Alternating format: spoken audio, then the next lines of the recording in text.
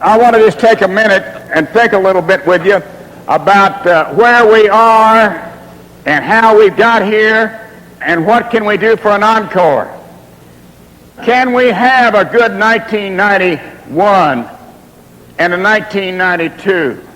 And what will we have to do to continue and assure ourselves that we're taking care of our customers and taking care of our associates and do the right thing? I guess what my reply to that would be that you recognize that Walmart's business is 75% people. 75% at least of our success or failure depends on our people. And we work real hard to have made that point throughout Walmart country, not just with our vendors and suppliers, but those wonderful associates out there in the stores and in those distribution centers and throughout our company that are pleasing our customers, who are mission bound to take care of our customers first because they understand it, and they understand that is the reason for what success we've had.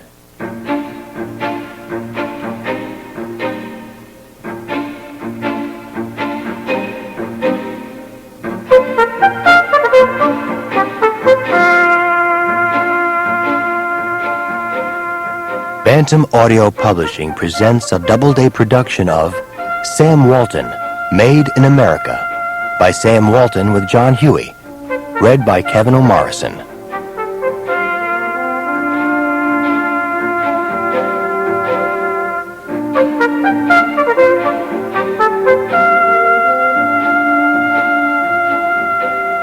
Hello, friends. I'm Sam Walton, founder and chairman of Walmart Stores. By now, I hope you've shopped in one of our stores, or maybe bought some stock in our company. If you have, you probably already know how proud I am of what is simply the miracle that all these Walmart associates of mine, almost 400,000 of them now, have accomplished in the 30 years since we opened our first Walmart in Northwest Arkansas, which is still our home. As hard as it is to believe sometimes, we've grown from that one little store into what is now the largest retailing outfit in the world, and we've really had a heck of a time along the way. Looking back on it all, I realize we've been through something amazing here at Walmart, something special that we ought to share more of with all the folks who've been so loyal to our stores and to our company. That's one thing we never did much of while we were building Walmart, talk about ourselves or do a whole lot of bragging. Except when we had to convince some banker or some Wall Street financier that we intended to amount to something someday, that we were worth taking a chance on. Otherwise, we've always kept pretty much to ourselves. We've been very protective of our business dealings and our home lives, and we like it that way. As a result, though, a whole lot of misinformation has gotten around over the years about me and about Walmart. And I think there's been way too much attention paid to my personal finances. Mostly I've just ignored that static and gone about my business. But I've been fighting cancer for a while now, and I'm not getting any younger. And lately, a lot of folks have been fussing at me that I'm really the best person to tell the Walmart story, and that, like it or not, my own life story is all tangled up with the Walmart story, and I should get it down right while I still can. I hope, as I tell it, I can make it as interesting and fun and educational as it's been for all of us. More than anything, though, I want to get across once and for all just how important Walmart's associates have been to our success.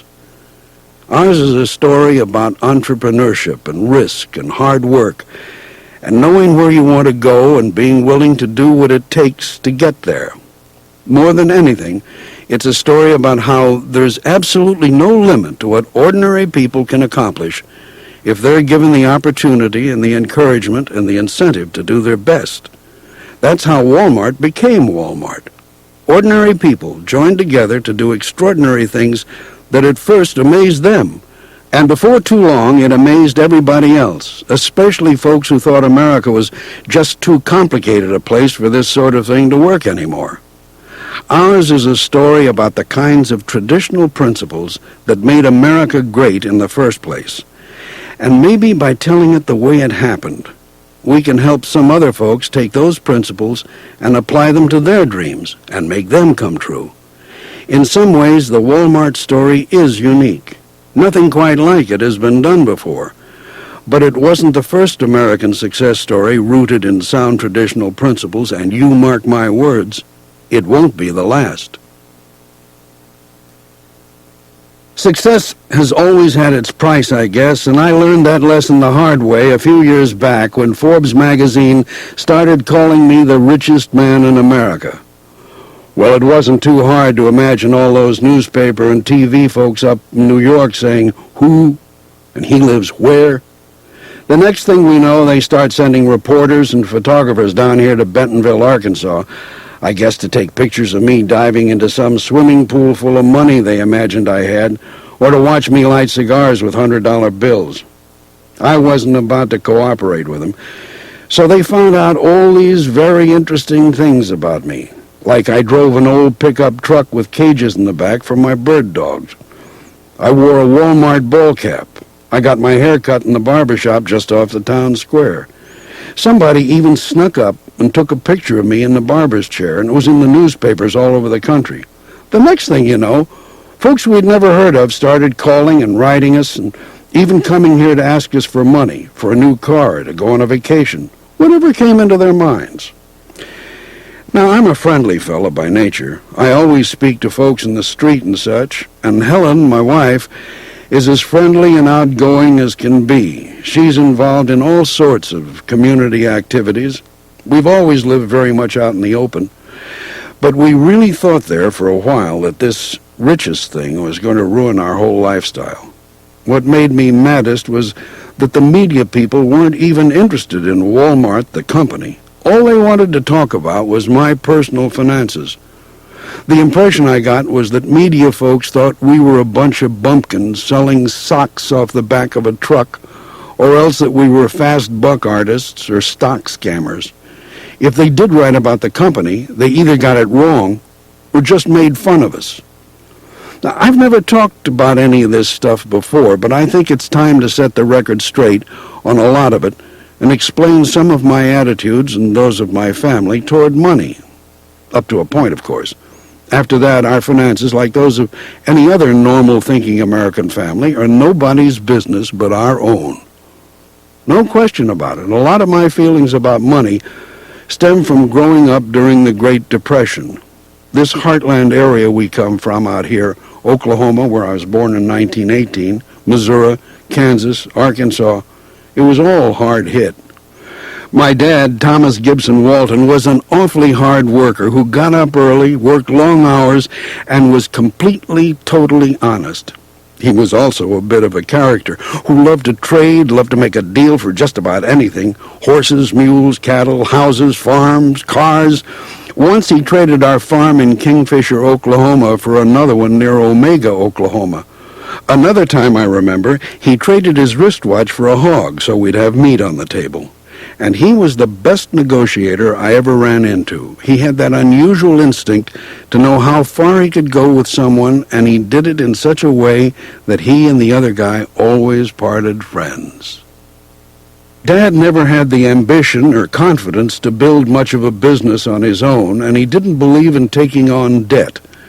At various times, he was a banker, a farmer, a farm loan appraiser, and an agent for insurance and real estate. He never made much money, so the rest of us contributed what we could. My mother, Nan Walton, who I'll talk about more as I try to sort out where I got such powerful ambition, had the idea to start a little milk business. I'd get up early in the morning and milk the cows.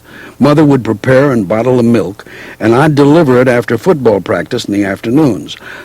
I was selling magazines probably as young as 7 or 8 years old, and I had newspaper routes from the 7th grade all the way through college. I also raised and sold rabbits and pigeons. As a result of my experience of the Depression, I started out in the world with a strongly ingrained respect for the value of a dollar, and with another legacy from my parents, a real reluctance to spend it. Not that my knowledge of money and finance was all that sophisticated, in spite of a business degree from the University of Missouri. Another important influence was my wife Helen's family over in Claremore, Oklahoma, And just listening to her father, L.S. Robson, was an education in itself. He influenced me a great deal. He was a great salesman, one of the most persuasive individuals I have ever met, and I am sure that his knowledge of finance and the law, his success as a trader and a businessman, his whole philosophy, were very important in shaping me. Helen's father organized his ranch and family businesses as a partnership, and Helen and her brothers were all partners. They took turns doing the ranch books and things like that. Helen herself has a bachelor's degree in finance, which back then was really unusual for a woman. Anyway, Mr. Robson advised us to do the same thing with our family, and we did, all the way back in 1951. What little we had at the time we put into a partnership with our kids, which was later incorporated into Walton Enterprises. Helen and I own 20% together, and each of the kids owns 20%. Over the years, Walton Enterprises is where all the Walmart stock has gone, and we still own about 38% of the company's stock today, which is really unusual for an outfit our size. It's also the best protection there is against takeover raiders. So along comes Forbes and says I'm the richest man in America, and there's no question that if you multiply the Walmart stock price by how much we own, then we are worth 25 or 30 billion or whatever they say. Of course, I have never seen that money myself. For one thing, I only own half of 20%. For another, as long as I have anything to do with it, and I'm confident this attitude will last at least another generation, most of that Walmart stock is staying right where it is, in stock. We don't need to buy a yacht. We don't need a fleet of limos. Besides, purchases like that wreck a company. If a family like ours sells off stock for high living and then, boom, somebody takes them over, everything goes down the drain. In fact, one of the real reasons I'm telling our story now is for the benefit of my grandchildren and great-grandchildren. I want them to know this. If you start any of that foolishness, I'll come back and haunt you, so don't even think about it. I'm not trying to poor-mouth here. We certainly have more than adequate funds in this family, but money has never meant that much to me, not even as a means of keeping score. If we had groceries and a nice place to live, plenty of room to keep and feed my bird dogs, a place to hunt, a place to play tennis, and the means to get the kids good educations, that was rich. And we have had those things. We're not crazy. We don't live like paupers the way some people depict us. I just don't believe in a big, showy lifestyle, least of all here in Bentonville, where folks work hard for their money, and we all know we all put on our trousers just one leg at a time. We've certainly got more as a family than anybody should ever think about spending on themselves, and that's why when I'm gone, I plan to leave my personal estate to charity, some of it to the Sam and Helen R. Walton Foundation, and some to the Family Support Foundation, both primarily devoted to supporting education. We've created academic chairs at various universities for the study of business, and we support various church and community groups. I'm also interested in doing anything I can to promote our free enterprise system. Now, when it comes to Walmart, there's no two ways about it. I am cheap. I think it's a real comment that Walmart never bought a jet airplane until after we had gone over $40 billion in sales and opened our first stores in Maine and California. But even then, they had to practically tie me up and hold me down to do it. On the road, we have traditionally slept two to a room, and we stay in Holiday Inns and Ramada Inns and Days Inns, and we eat a lot at family restaurants when we have time to eat. Why, with Walmart now a $50 billion plus company, do we stay so cheap? There's a simple answer. We still believe in the value of the dollar. We exist to provide value to our customers, which means that in addition to providing quality and service, we have a responsibility to save them money. Every time Walmart spends $1 foolishly, it comes out of our customers' pockets. Every time we save $1, it puts us one more step ahead of the competition, and that's where we always plan to be. People often ask me how I wound up in retailing, and usually I say it just sort of happened. But looking back now, I see the simple truth that I was tired and I wanted a real job.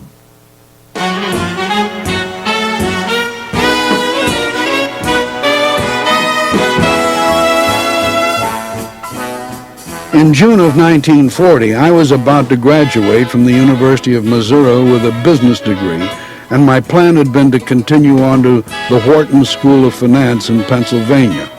I wanted to study insurance and then sell it. As college wound down, though, I realized how tired I was, tired of going to school in particular. And I also realized that even if I kept up the work routine I had through college, I still wouldn't have the money to go to Walton. In college, I had been working probably as hard as I ever worked in my life. I was a pretty good student and a fraternity man, and just generally one of those big man-on-campus types involved in all kinds of extracurricular activities. Ever since high school, I had made all my own money and bought all my own clothes, and that continued in college, except because Dad and Mother didn't have any money to spare. I had to add tuition and food and fraternity dues and date money to my expenses. I had thrown a newspaper route all through high school, so in college I added a few more routes, hired helpers, and turned it into a pretty good business. In addition, I waited tables, and I was also the head lifeguard in charge of the swimming pool. Instead of going to Walton, I decided to cash in what chips I already had, and I visited with 2 recruiters. Both of them made me job offers. I accepted the one from J.C. Penney. The deal was to report immediately to the J.C. Penney store in Des Moines, Iowa, and begin work as a management trainee, salary $75 a month. That's when I went into retail, and except for a little time out as an Army officer, that's where I've stayed for the last 53 years, loving every minute. I was fortunate to go to work for a very motivational guy, a man named Duncan Majors, who trained more penny managers than anybody else in the country. His secret was to work us from 6:30 in the morning until 7 or 8 o'clock at night, and on Sundays, when we weren't working, he would get us out to his house and we would play ping pong or cards, but we would also talk about retailing. I remember one Sunday, Duncan Majors had just gotten his annual bonus check from Penny's and was waving it around all over the place. It was for $65,000, which impressed the heck out of us boys. Majors was the guy who really got me excited about retail. He was so good. And then, of course, the icing on the cake was when James Cash Penney himself visited the store one day. He didn't get around to his stores as often as I do mine, but he got around nevertheless. I still remember him showing me how to wrap up merchandise with very little twine and very little paper, but still make it look nice. I worked for Penny's about 18 months, but early in 1942 the war was on, and as an ROTC graduate, I was gung-ho to go overseas. Because of a minor heart irregularity, though, I was classified for only limited duty. This kind of got me down in the dumps, and since I was just waiting around to be called up anyway, I quit my Penny's job and wandered south toward Tulsa with some vague idea of seeing what the oil business was like. Instead, I got a job at a big DuPont gunpowder plant in the town of Pryor, Oklahoma. The only room I could find was in nearby Claremore, and that's where I met Helen Robson one April night in a bowling alley. Pretty soon, we were engaged to be married, and I was off to the service. When I got out in 1945, I knew I wanted to go into business for myself, and as it turned out, an old friend of mine, Tom Bates, had a similar idea. I caught up with Tom working at Butler Brothers in St. Louis. Butler Brothers was a regional retailer with 2 franchise operations, Federated Stores, a chain of small department stores, and Ben Franklin, a chain of variety stores, what we used to call 5 and dimes or dime stores. Tom had a great idea. He and I would throw in together and buy a Federated department store on Delmar Avenue in St. Louis. We would each put up $20,000 and be partners. Helen and I had just gotten married, and we had $5,000 or so. We could have borrowed the rest from her father, who was always very supportive, but that's when Helen laid down the law. First, no partnerships. They were too risky. Her family had seen some partnerships go sour, so she was dead set on the principle of working for yourself. Second, any town with a population over 10,000 was off limits. If you know anything at all about the initial small-town strategy that got Walmart going a couple of decades later, you can see that this preference of Helen's pretty much set the course for us. I went back to Butler Brothers to see what else they might have for me, and what they had was a Ben Franklin variety store in Newport, Arkansas, a cotton and railroad town of about 7,000 people in the Mississippi River Delta country. I remember riding down there on the train, still wearing my Army uniform, and giving this store the once-over, and then buying it for $25,000, $5,000 of our own money, and $20,000 borrowed from Helen's father. My naivete about contracts and such would later come back to haunt me in a big way, but at the time, I was sure that the store and the town alike had great potential, and since I've always believed in goals, I set myself one. Within 5 years, I wanted my little Newport store to be the best, most profitable variety store in Arkansas. It wasn't until after we closed the deal that I found out what a dog the store was. It had sales of about $72,000 a year, but its rent was 5% of sales, which it turned out was the highest rent anybody had ever heard of in the variety store business. No one paid 5% of sales for rent. And I had a strong competitor, a Sterling store across the street, which was doing double mine in sales. When we opened for business on September 1st, 1945, we were a typical old variety store, 50 feet wide, 100 feet deep. Back then, those stores had cash registers and clerk aisles behind each counter throughout the store, and the clerks would wait on the customers. I began coming up with promotional programs of my own, and then I started buying merchandise directly from manufacturers. I would say, "You're selling ribbons and bows to Butler Brothers, and then I have to pay Butler a big markup over your price. In the future, I want to buy direct from you." Most of the time, the manufacturers didn't want to make Butler Brothers mad, so they turned me down. Every now and then, though, I would find one who would do it my way. That was the start of a lot of the practices and philosophies that still prevail at Walmart today. I was always looking for offbeat suppliers or sources. I started driving over to Tennessee to some places that would give me merchandise at prices way below what Ben Franklin was charging me. I'd stuff the car and an old homemade trailer I had with whatever I could get good deals on, ladies' panties and nylons, men's shirts, and I'd bring them back, price them low, and just blow the stuff out the store. It drove the Ben Franklin folks crazy. Not only were they not getting their percentages, they just couldn't compete with the prices I was buying at. I started branching out. Somehow or another, I got in touch with a manufacturer's rep out of New York named Harry Weiner. Harry would go to all these different manufacturers and then list what they had for sale. When somebody like me sent him an order, he would take maybe 5% for himself and then send the order on to the factory, which would ship it to us. That 5% seemed like a pretty reasonable cut to me compared to 20% for Butler Brothers. I'll never forget one of Harry's deals, one of the best items I ever had, and an early lesson in pricing that got me thinking in the direction of what eventually became the Walmart philosophy of discounting. If you're at all interested in how Walmart did it, this is one story you've got to pay close attention to. Okay, Harry was selling ladies' satin panties with an elastic waist for $2 a dozen. We'd been buying similar panties from Ben Franklin for $2.50 a dozen and selling them at 3 pair for $1. Well, at Harry's price of $2, we could put them out at 4 for $1 and make a great promotion. I ordered a bunch. We sold a bunch. The simple lesson we learned, which others were learning at the same time and which eventually changed American retailing, is the essence of discounting. By cutting your price, You can boost your sales to a point where you earn more at the cheaper price than at the higher price. In retailer language, you can lower your markup but earn more because of the increased volume. Things began to clip along pretty good in Newport in a very short time. We put a popcorn machine out on the sidewalk, and the popcorn sold like crazy.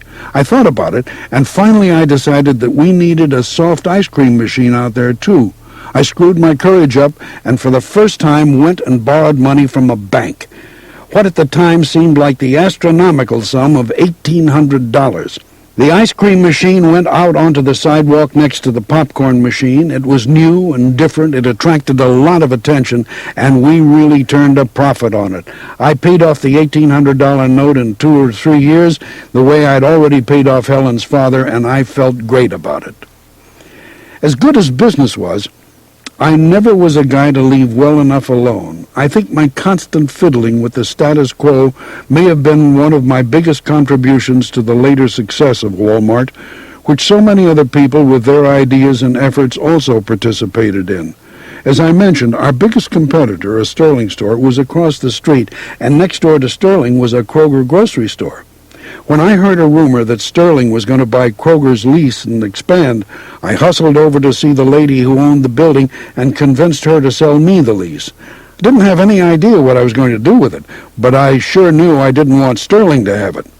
Well, I decided to put in a small department store. Now, Newport already had several department stores, but we didn't think anything about it, and we opened ours up and called it Eagle Store. Not that I can remember why. I drew up a plan, bought fixtures and a sign and merchandise, and now we had 2 stores on the same street in the little bitty town of Newport, Arkansas. If merchandise didn't sell in one store, I'd try it in the other one. I hired my first assistant manager, and thankfully my brother Bud had come home from the war, and he joined up with us too. It would have been hard to feel better about our situation. Helen and I both have the kinds of personalities that make us want to get real involved in community life. We had joined the Presbyterian Church, and even though I was a Methodist, it worked out well. Helen was very active in church work and still is today, and also in PEO, an international women's organization. Our 4 children had come along by now, and I was active in the Rotary Club, and I'd become president of the Chamber of Commerce. I was pretty much involved in everything around town. By the time the 5 years I'd given myself to reach the goal were up, I'd met it. That little Ben Franklin store was the #1 Ben Franklin store for sales or profit, not only in Arkansas, but in the whole 6-state region. It was the highest volume variety store in Arkansas, and I don't believe there was a bigger one in any one of the neighboring states. Not every crazy thing we tried had worked out as well as the ice cream machine, of course, but we hadn't made any mistakes we couldn't correct quickly, except, it turned out, for one little legal error from right at the beginning. In all my excitement at becoming Sam Walton merchant, I had neglected to include a clause in my lease which gave me an option to renew after the first 5 years, and our success, it turned out, had attracted a lot of attention.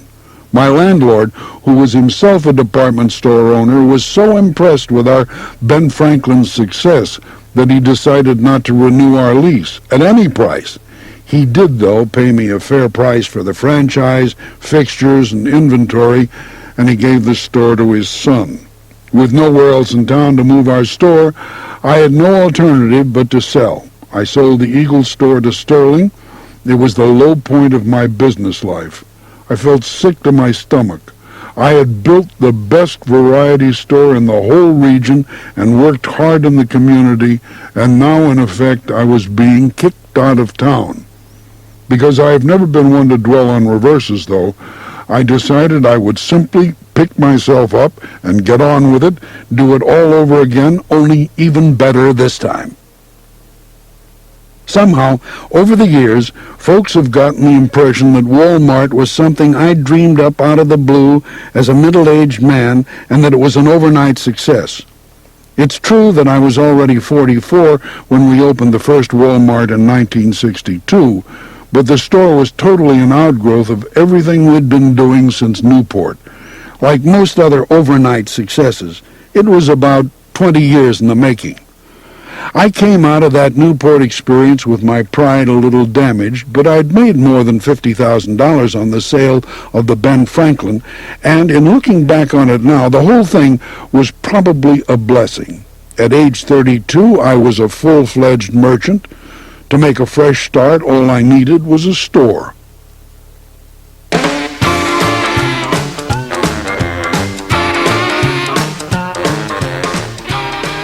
Helen and the kids and I started driving around in the spring of 1950 and looking in earnest for one.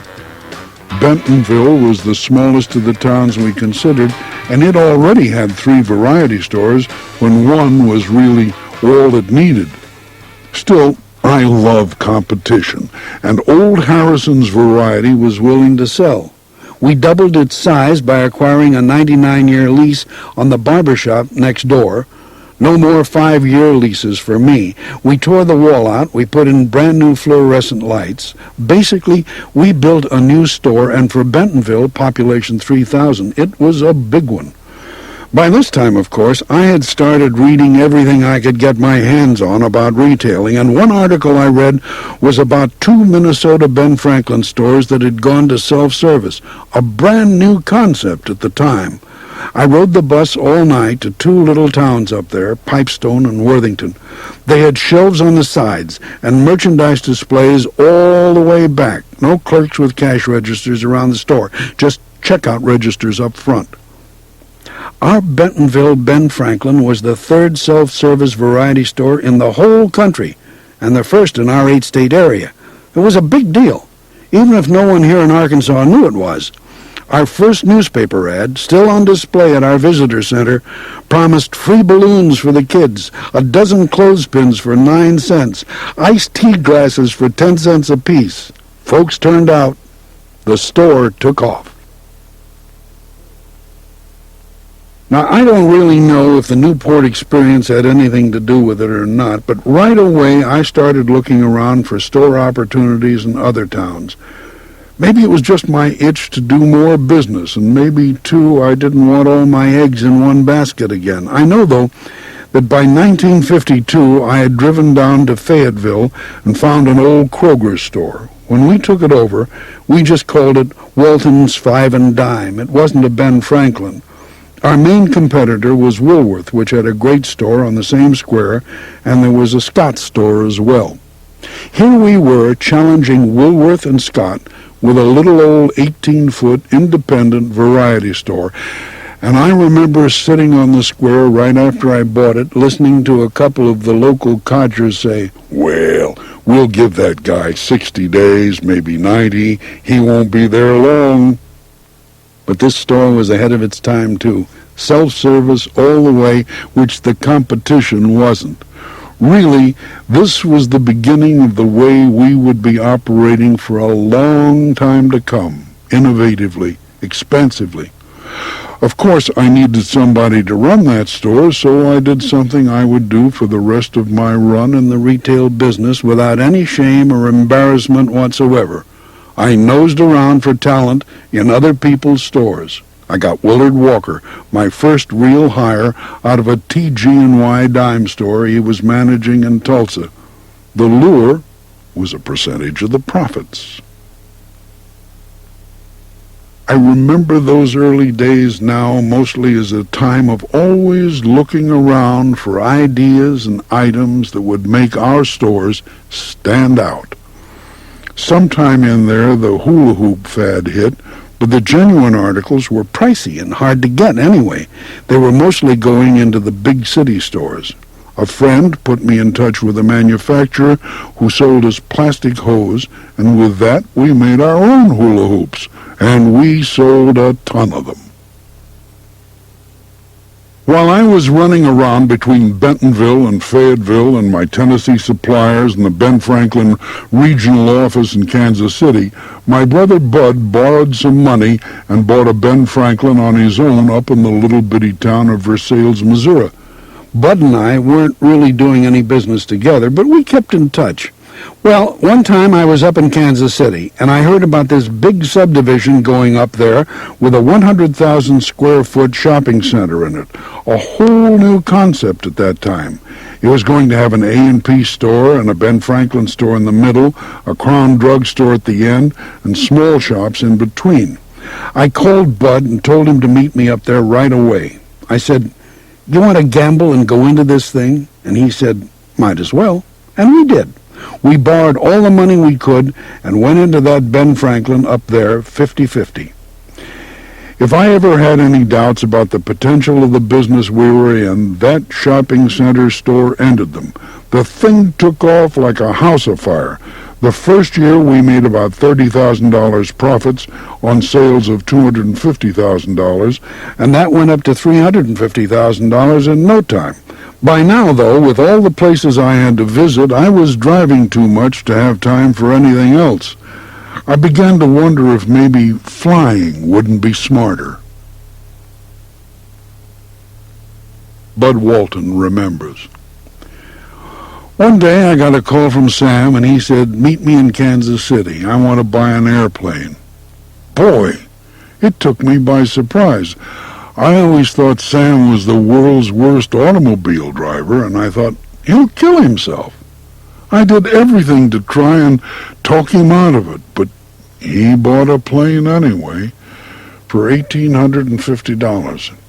It had a washing machine motor, and it would putt-putt, then miss a lick, then putt-putt again. That was the start of the Walmart aviation era. I loved that little two-seater plane because it would go 100 miles an hour if you didn't have the wind against you, and I could get to places in a straight line. Now that I could move around easily, I just caught store fever. We quickly opened variety stores in Little Rock, Springdale, and Siloam Spring, Arkansas, and we had a couple more in Neodesha and Coffeyville, Kansas. All these stores were organized as separate partnerships between Bud and me, along with other partners, including my dad, Helen's two brothers, and even the kids who invested their paper route money.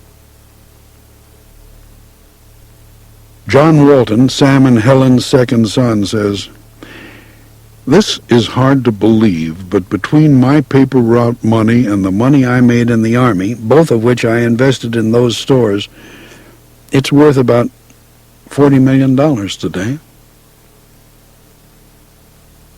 Whatever money we made in one store, we'd put it in another and just keep on going. And starting with Willard Walker, we would bring the managers we hired in as limited partners. If you had, say, a $50,000 investment in a store and the manager put in $1,000, he'd own 2.5%. That whole period, which gets very little attention from most people studying us, was really very, very successful. In 15 years' time, we became the largest independent variety store operator in the U.S. The only problem was the volume per store was so little we didn't clear much. This is why I began looking around for ideas that would break us over into something with a real payoff. Our first important clue came in the little town of St. Robert, Missouri, where we learned that by building larger stores, which we called family centers, we could do unheard-of amounts of business for variety stores, $2 million and more in sales per store. After St. Robert, we made the formula work in Berryville, Arkansas, and right here in Bentonville, too. I began to hear talk of the early discounters, companies like Zayre and Arlen's and Two Guys up in the Northeast. And I remembered that lesson I'd learned a long time ago in Newport with the panties selling at 4 times the volume when we changed the price from 3 for $1 to 4 for $1. I started running all over the country studying the discounting concept, and then Herb Gibson, a barber from over in nearby Berryville, started a chain with the simple philosophy: buy it low, stack it high, and sell it cheap. Herb sold it lower than anybody had ever seen it sell before, and he sold more of it. He did it in Abilene, in Amarillo, and he did it around Dallas. But it wasn't until he moved onto the square in Fayetteville and started competing with our variety stores that I felt the stimulus to act. The discounting idea was right. I knew it, but I was used to franchising, and I had the mindset.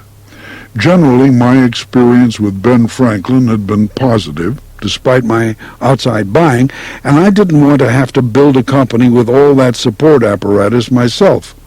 With Herb Gibson on my heels, I went up to Butler Brothers headquarters in Chicago. I was armed with my usual yellow legal pad full of notes, and I made a big pitch for them to back me in discounting. I wanted them to be our wholesale arm, our merchandiser. It wouldn't have been all that difficult to put together an organization with them, but they weren't interested, and the only real option left was to open our own discount store. We did it in Rogers, Arkansas, which is just down the road from Bentonville, but bigger. In Rogers, there already was a Ben Franklin franchise, so we couldn't use Ben Franklin at all. Instead, I had made arrangements with a distributor in Springfield, Missouri. But basically, nobody wanted to gamble on that first Walmart. I think Bud put in 3%, and Don Whitaker, whom I had hired to manage the store from a TG&Y store out in Abilene, Texas, put in 2%, and I put in 95%. Helen signed all the notes along with me, and we pledged houses and property, everything we had. But in those days, we were always borrowed to the hilt. We were about to go into the discount business for real. Now, to tell the truth, that first Walmart in Rogers really wasn't all that great. We had a sign that said, "We sell for less," and satisfaction guaranteed. And these are two principles that still guide the company. We did $1 million the first year, a lot more than our variety stores, which did $200,000 to $300,000 a year. But remember, the St. Robert Family Center was doing $2 million. Once we opened Rogers, we just sat there and held our breath. Then we put similar stores up in Springdale and Harrison. But here I have to let David Glass tell his now famous story about coming to Harrison to see what a Walmart was and being so horrified at the sight. David Glass, CEO Walmart Stores, recalls, "In those days, word was starting to get out that a guy named Sam Walton had some interesting retailing ideas, so I drove down from Springfield, where I was with Crank Drugs at the time, to see a Walmart opening. It was the worst retail store I had ever seen. Sam had brought a couple of trucks of watermelons in and stacked them on the sidewalk. He had a donkey ride out in the parking lot. It was about 115 degrees, and the watermelons began to pop, and the donkey began to do what donkeys do, and it all mixed together and ran all over the parking lot. And when you went inside the store, the mess just continued, having been tracked in all over the floor. Sam was a nice fellow, but I wrote him off. It was just terrible."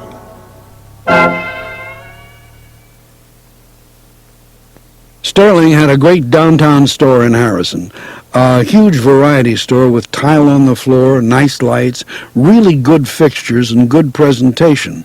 Ours was just barely put together, highly promotional, highly ugly, but with merchandise selling for 20% less. What we were trying to find out was this: would customers in a town of 6,000 population come to our kind of a barn and buy strictly because of price? They did. Walmart was off to a good start, and we saw lots of potential. But now Herb Gibson and other folks, too, were beginning to look at the smaller towns and say, "Hey, maybe there is something out there that we ought to look into." We figured we'd better roll the stores out fast.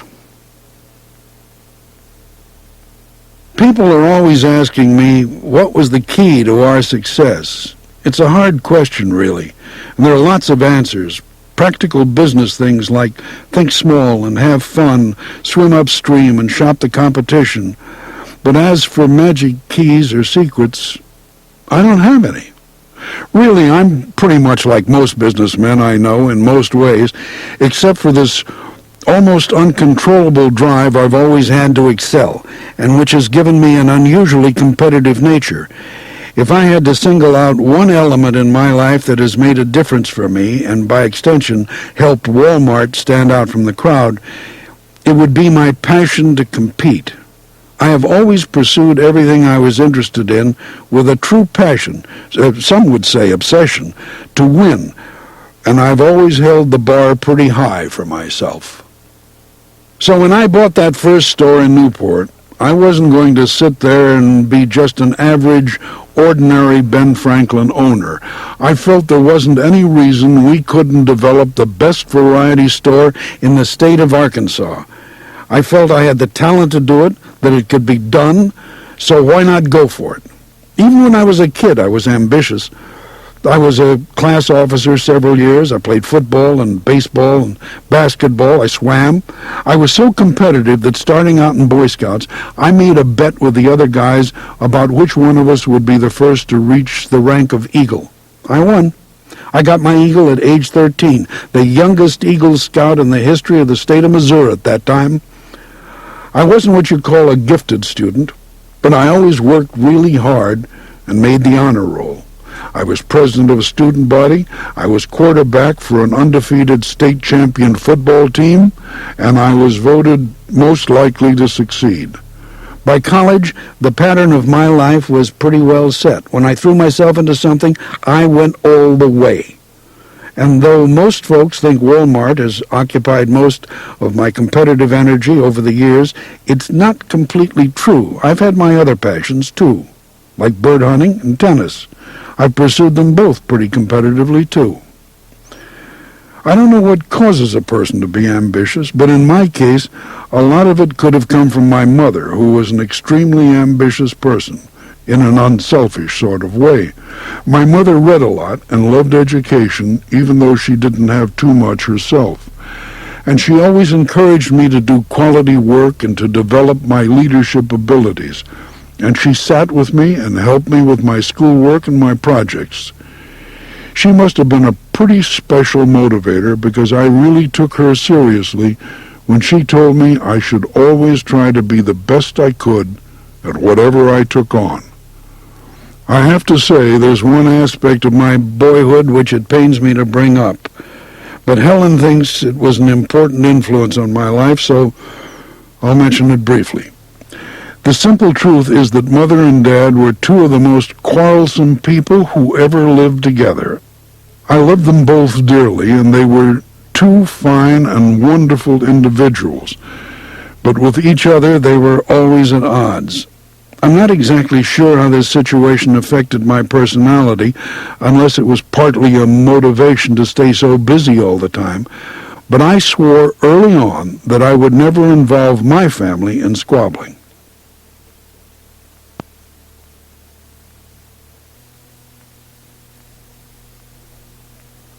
Now, when I met Helen 50 years ago at that Claremore bowling alley and started courting her, I just fell right in love with her. She was pretty and smart and educated, ambitious and opinionated and strong-willed, with ideas and plans of her own. Also, like me, she was an athlete who loved the outdoors, and she had lots of energy for getting involved in things. In addition to all her own fine qualities, Helen came from a wonderful family with a real sense of togetherness. I've already told you how much the Robsons influenced Helen and me in the organization of our finances, but really, I think that successful, happy family was just in every way an inspirational model for me as a young man, and of course, it was the only kind of family Helen ever considered having. We made deliberate plans. We said we wanted 4 kids, and Helen said she wanted to have them all by the time she was 30, so she could enjoy her grown children and her grandkids. Sure enough, while we were still in Newport, we had 4 kids, 3 boys, Rob, John, and Jim, and a girl, Alice. In the early years before Walmart, I don't think our family was much different from most other families of that era, except that everybody was involved in working around the store. Helen bore more than her share of raising the kids, and I worked long hours, at least 6 days a week. A principal reason Helen insisted on our living in a small town, I'm sure, was so we could raise the kids with the same values she and I had learned in our youth, and we did raise them that way. Through our combined efforts, the kids did receive a heartland upbringing based on the bedrock values of hard work, honesty, neighborliness, and thrift. And it took. I think they've handled everything really well. Despite everything they've had to deal with because of me and their financial situation, they've grown up into a fine bunch of adults. Rob was our first company lawyer, and he did most of the work to take us public. As vice chairman, he's still real involved with the company today, but mostly in the real estate area, in board matters, and in looking after the family's interest. Jim learned a lot about real estate and the art of negotiation from his Uncle Bud, who I believe is almost as good a negotiator as our dad was. After Bud sort of stepped back from his involvement with locating and buying store sites, Jim took over. He was really good at it, and they still tell stories about him flying into some small town, unfolding his bicycle, and pedaling around looking for a site. He never told anybody who he was, and he got some great deals. Now he's running Walton Enterprises, and I think he's almost as tight with the dollar as I am. Alice has her own investment company down in Fayetteville now, and in some ways I believe she's the most like me, a maverick, but even more volatile than I am. John, who was a Green Beret medic in Vietnam, became our second company pilot. I was the first. He's the most independent of the bunch and the only one who doesn't live here in Arkansas, and he's just a tremendous individual. He and his family live out west where he designs and builds sailboats, and he also owns a large crop dusting business. We're all pilots, so it's real easy for us to get together on a moment's notice. John Walton recalls, I remember asking Dad for permission to climb a bluff overlooking the Buffalo River. He said, do anything you're big enough to do. What an exhilarating confidence booster for a 12-year-old. Later, when I was a young man trying to find my way in the world, he gave me an open invitation to join the Walmart team, but never a hint of pressure. What a wonderful way to grow up. Now, not long ago, somebody showed me an article that was written about our little company in 1960. It was called Success Story of the Year. It appeared in a local magazine, and it talked about how we had built up an empire of 9 variety stores. Then it quoted me as saying we probably wouldn't grow much more because I believed in personally supervising the stores. Well, Sam, you've got every right to ask, what the heck happened? How did you ever get to be the largest retailer in the world with a philosophy like that? The truth is, I really believed what I said then. I still do. It's just that we figured out a way to grow and stay profitable, and for me to maintain up-close personal supervision. Right up until very recently, when I just got too sick, I spent much of my time flying around and looking at our stores. I believe in controls, in knowing just what is going on in the stores at all times. But from the very beginning, even on my paper routes in college, I have also been a delegator. I always hired the best possible people as managers, and I tried to keep them at it by letting them buy stock and share in profits. Walmart still believes in all of that. It's hard to think of another company that sustained the kind of growth we did over 30 years without any major financial problems or dips in profitability. During those years, our business was growing at annual rates of anywhere from 30% to 70%. Along the way, we always had folks waiting for us to stumble and fall, especially Wall Street types. They said we'd never be able to keep doing things our way after we reached $1 billion in sales. But we did. We kept right on going. And then they said everything would fall apart at $10 billion because you just couldn't manage a company that big with our little down-home management philosophies. We roared past that and then hit $20 billion and $30 billion, and this year we'll probably hit around $53 billion. 2 years ago, we earned $1 billion in profits for the first time. That's a jump from only $41 million just 10 years before. If those are hard numbers to get a handle on, here are some other ways to think about Walmart's size. Last year, we sold enough men's and women's underwear and socks to put a pair on every person in America with some to spare.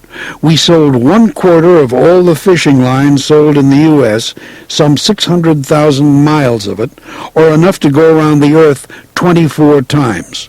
We sold 55 million sweatsuits and 27 million pairs of jeans, and we sold almost 20% of all the telephones sold in the U.S. I could go on and on like this, but you get the idea. We're big, really big. Now, that's not something I like to focus on. I always wanted to be the best retailer in the world, not necessarily the biggest. In fact, as I suggested in that article 30-something years ago, I've always been a little bit afraid that big might get in the way of doing a good job. Here's the point I'm leading up to. The bigger Walmart gets, the more essential it is that we think small, because that's exactly how we have become a huge corporation, by not acting like one. To grow big, you have to think small. Above all, we are small-town merchants, and I can't tell you how important it is for us to remember when we puff up our chests about all those huge sales, that they were all made one day at a time, one store at a time, mostly by the hard work and good attitude and teamwork of the store managers and hourly associates, as well as by all the folks who work around the clock in the distribution centers. If we ever get carried away with how important we are because we're a great big $50 billion chain instead of one store in Blytheville, Arkansas, and another in Macomb, Mississippi, and another in Oak Ridge, Tennessee, then you probably can close the book on us. If we ever forget that looking a customer in the eye and asking politely if we can help is just as important today as it was in that little Ben Franklin in Newport, then we just ought to go into a different business, because we'll never survive in this one. For me, thinking small is a way of life, and I suspect thinking small is an approach that almost any business could profit from. The bigger you are, the more urgently you probably need to do it. At our size today, there's all sorts of pressure to regiment and standardize and operate as a centrally driven chain where everything is decided on high and passed down. Certainly all the vendors and suppliers would love to see us get that way. It would make their job simpler. In a system like that, though, there's no room for creativity, no place for the kind of maverick I was in the early days at Ben Franklin, no call for the entrepreneur or the promoter. For several decades now, we've really worked at building a company that's simple and streamlined and takes its direction from the grassroots. It's really a pretty tall order for an outfit with almost 400,000 associates spread out all over the country. But along the way, we've learned some practical ways to keep our thinking small, and I want to tell you about 6 of them. First, think one store at a time. Here's an example of what I'm talking about. We've got one store in Panama City, Florida, and another 5 miles away in Panama City Beach. But they're really worlds apart when it comes to their merchandise mix and their customer base. One is built for tourists going to the beach. The other is more like a normal Walmart for folks who live there in town. That's why we try our best to put a merchant, someone with a real flair for retail, in charge of each of those stores, and try and develop other merchants as department heads. For the merchandise mix to be right, it has to be managed by folks who actually deal face-to-face with customers. The alternative is that you end up with a bunch of unsold work boots and overalls in the Panama City Beach store, and at the Panama City store in town, you've got a bunch of unsold water guns and fishing rods and pails and shovels. In Bentonville, we've always had a big meeting on Saturday mornings. The meeting is a way of taking stock of ourselves, and we like to spend a lot of time at that meeting focusing on a single store somewhere, how that store is doing against a single competitor in a particular market. We talk about what that store is doing right and we look at what it's doing wrong. Focusing on a single store can accomplish a number of things. First, of course, it enables us to actually improve that store. But if in the process we also happen to learn a particular way in which, say, that Panama City Beach Walmart is outsmarting the competition on beach towels, then we can fast get that information out to all our other beach stores around the country and see if the approach works everywhere. Which brings us to the next principle. Communicate, communicate, communicate. At Walmart, we communicate in many ways, from the simple phone call to the weekly Saturday morning meetings, to our elaborate satellite system, which we use for training and all sorts of special information sharing. The necessity for good communication in a company as big as ours is so vital you can't overstate it. Because what good is figuring out a better way to sell beach towels if you aren't going to communicate it to everybody who needs to know? If the folks in St. Augustine, Florida don't get the word on what's working over in Panama City, they miss an opportunity. And if our buyers in Bentonville don't know we're expecting to double our sales of beach towels in some given period, the stores won't have enough to sell. As Walmart exploded into the giant it is today, we spent hundreds of millions of dollars on satellites and computers, both to keep track of details and to spread information around the company quickly. I'm really proud of the fact that we were way ahead of the current trend toward sharing information as a source of power. Ideally, we might actually want every department head in every individual store to spend time with the vendors who make the sales calls in Bentonville. But obviously, we're too big for that. So we try to think up ways to get at a similar result. Recently, for example, we've started seminars for our department managers. We'll pick a department like sporting goods or lawn and garden. Then we'll pick one department head from each of our 184 store districts and bring them all into Bentonville to talk to the buyers about what's working for them and what's not.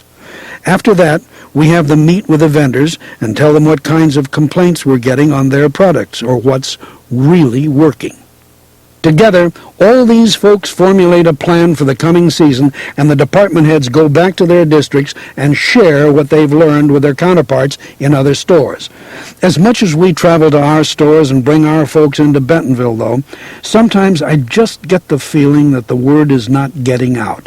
And if it's on a subject I feel strongly enough about, I get in front of one of our TV cameras here and go out by satellite to associates gathered in front of monitors in the break rooms throughout our system. A few Christmases ago, for example, I went on camera and visited with everybody a little about how our sales were. I talked about how my hunting was going. I hoped their holiday season was going well. And then I got to the point. I don't think any other retail company in the world could do what I'm going to propose to you, I said, but it's simple.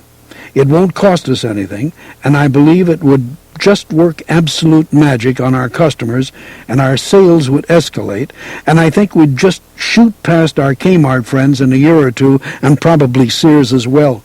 I want you to take a pledge with me. I want you to promise that whenever you come within 10 feet of a customer, you will look them in the eye, greet them, and ask them if you can help them. Now, I have no way of knowing how much effect my little pep talk or any little communication like that has, but this is a fact. We went on from that Christmas to pass both Kmart and Sears in sales at least 2 years before even the most optimistic Wall Street analysts thought we could do it. Now, here's the third principle. Keep your ear to the ground. As chairman of Walmart, I, of course, was the one who ultimately authorized all those expenditures for technology. But a computer is not, and never will be, a substitute for getting out in your stores and finding out what's going on. A computer can tell you down to the dime what you've sold. It can never tell you how much you could have sold. That's why we at Walmart are just absolute fanatics about our managers and buyers getting off their chairs here in Bentonville and getting out into those stores. We've got 18 airplanes, only one of them a jet, I'm proud to say, and our reason for staying in the air is to keep our ear to the ground. Every Monday morning, our 18 regional managers, all of them based here in Bentonville, pile into those airplanes and head across the country to the stores in their regions. They stay out 3 to 4 days, usually coming back in on a Thursday. On Friday morning, we have a merchandise meeting, and the really valuable intelligence that surfaces in there is what everybody has brought back from the stores. If they're doing their jobs right, the regional managers know why things are or aren't selling, and what we ought to be thinking about selling next or dropping from our assortment. If they've been to that Panama City beach store and seen a suntan cream display that's blowing the stuff out the door, they can share that with the other regionals for their beach stores. Or if they've been to a big store in the Rio Grande Valley and found out they were getting beat by a competitor on ladies' dresses because their assortment is more suited to the taste of that area than ours, we can fix it. The fourth principle: push responsibility and authority down. The bigger we get as a company, the more important it becomes for us to shift responsibility and authority toward the front lines, toward that department manager who's stocking the shelves and talking to the customer. Probably our most famous technique for doing this is a program we call the store within a store. Instead of treating our department heads as just hourly employees punching a clock and then ripping open boxes and stacking whatever's in them onto shelves, which is the way it's done in a lot of big retail companies, we give our department heads the opportunity to become real merchants, managers of their own businesses, and in some cases, these departmental businesses are actually bigger in annual sales than a lot of our first Walmart stores were. It only works because we decided a long time ago to share so much information about the company with our associates, rather than keeping everything a secret from them. In the store within a store program, we share everything with our department heads: the costs of their goods, the freight costs, the profit margins. We let them see how their store ranks with every other store in the company on a constant running basis, and we give them incentives to want to win. Nothing makes me feel better than when I visit a store and some department head comes up to me with pride and shows me all her numbers and tells me she's number 5 in the company, but she plans to be number 1 next year. I love meeting all these merchants we've got on our team out there. When they show me a display loaded up with baby oil or lunch boxes and then tell me they chose that item because of its high profit margin, and they go on to brag about the volume they've done with that item, I get so proud for them I can hardly stand it. I really mean that. It's just the proudest I get. When I see this kind of thing going on out there, I know our size hasn't crippled us yet. We're always trying for that fine balance between autonomy and control. Our buyers, for example, have a lot more responsibility for deciding what's carried in our stores than buyers at most other companies. We run them hard and we give them a tough time because we don't want them getting the big head and thinking they're all powerful. But the fact is that our buyers, just like our folks in the stores, are in unique positions of authority for the retail business. Now, Principle 5, force ideas to bubble up.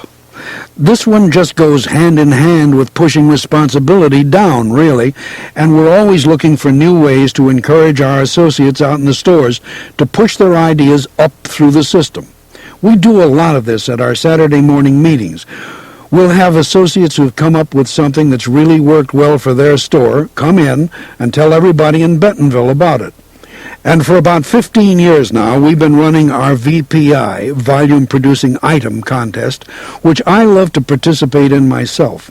Basically, what it amounts to is that everybody from department manager level up chooses an item of merchandise they want to promote, with big displays or whatever, and then we see whose item produces the highest volume. I've always thought of the VPI contest not just as a way to stimulate sales, but as a way to teach our associates how to become better merchants, to show them what can be done by picking an item that's available and figuring out a creative way to sell it or buy it or both. It gives them the opportunity to act the way we used to in the early days. They can do crazy things like pick an item and hang it all over a tree filled with stuffed monkeys in the middle of the store, or drive a pickup truck into the aisle we call Action Alley in the back of the store and fill it with car washing sponges or whatever they think up that they can convince store managers to try. It's not just merchandising ideas we're looking for from our associates, though. When you consider that there are close on 400,000 of us, it's obvious that there are more than a few good ideas out there waiting to be seized. Our latest effort is a program called Yes We Can, Sam, which so far we figure has saved us about $8 million a year. Most of the ideas this program brings in are just common sense things that nobody picks up on when we're all thinking about how big we are. They're ideas that come from thinking small.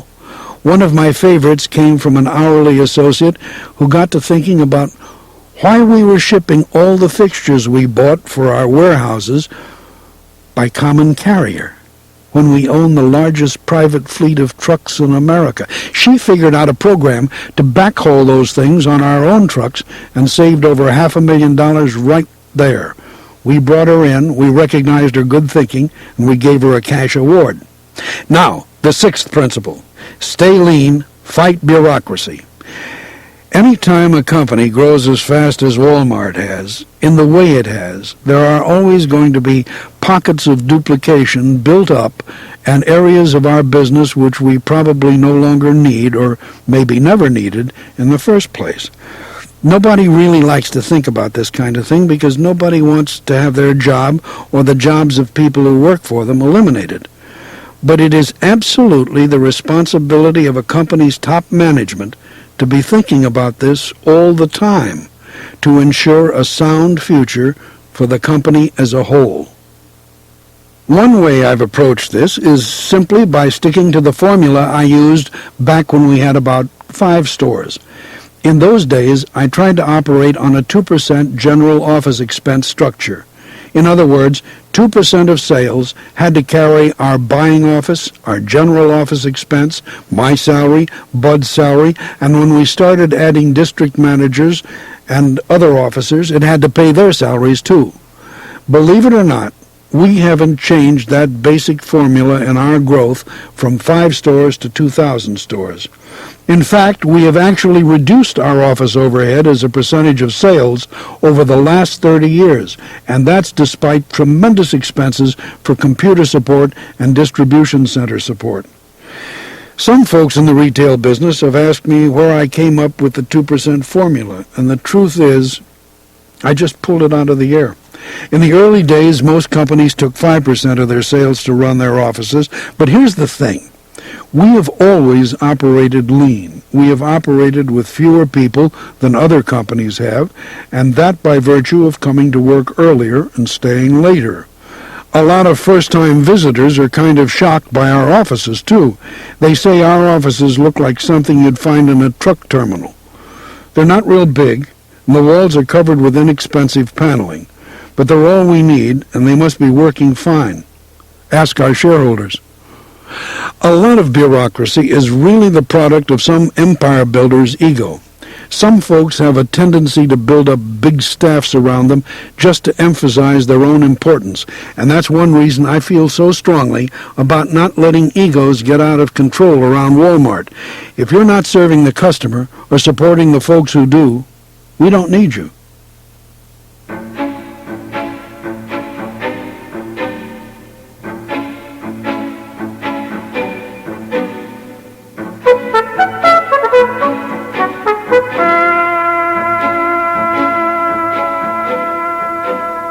Well, once we opened our 3rd store in Springdale, I knew we were onto something that was going to work.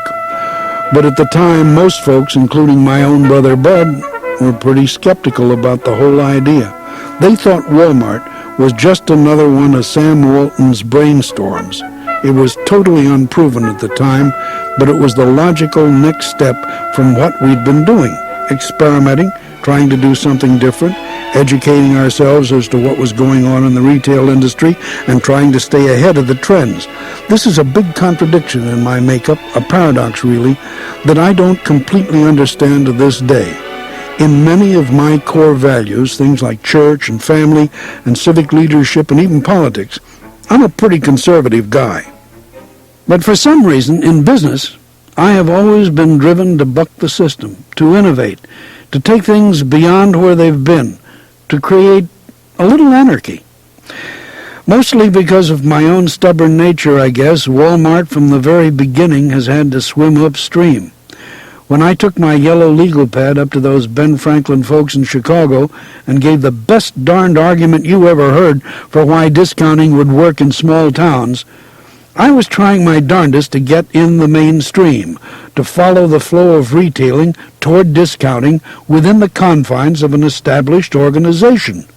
But when they told me it would never work because the small-town markets would never support it, there was nothing left to do but turn around and swim against the current. The truth is, I guess they made me a little mad when they told me my big idea wasn't so good, and that's where the stubbornness probably took hold. Don Soderquist, former president of Ben Franklin and now vice chairman and chief operating officer of Walmart, remembers. I first met Sam in 1964 when I was in charge of data processing at Ben Franklin, and he was our biggest franchiser. He had already opened the Rogers Walmart, and he was up in Chicago trying to convince our officers to franchise his discount stores in small towns. They gave him a flat no. After the meeting, he came back to see me and moved right on to the subject of computers. He wanted to know all about how we were using them and how we were planning to use them. And he took everything I said down on this yellow legal pad. Well, the next day was Saturday, and I went shopping at the Kmart near my house. I saw this guy talking to one of the clerks, and I thought, geez, that looks like that guy I met yesterday. What the heck is he doing way out here? I strolled up behind him, and I could hear him asking the clerk, well, how frequently do you order? How much do you order? And if you order on a Tuesday, when does the merchandise come in? He's writing everything she says down in a little blue spiral notebook. Then he gets down on his hands and knees, and he's looking under the stack table, and he opens the sliding doors and says, how do you know how much you've got under here when you're placing that order? Finally, I said, Sam Walton, is that you? And he looked up from the floor and said, oh, Don, hi. What are you doing here? I said, I'm shopping. What are you doing? And he said, oh, this is just part of the educational process, that's all. Of course, he's still doing the same thing today, except he uses his little tape recorder. I guess everybody who knew I was going ahead with the discounting idea on my own really did think I'd just completely lost my mind. I laugh now when I look back on Walmart's beginning.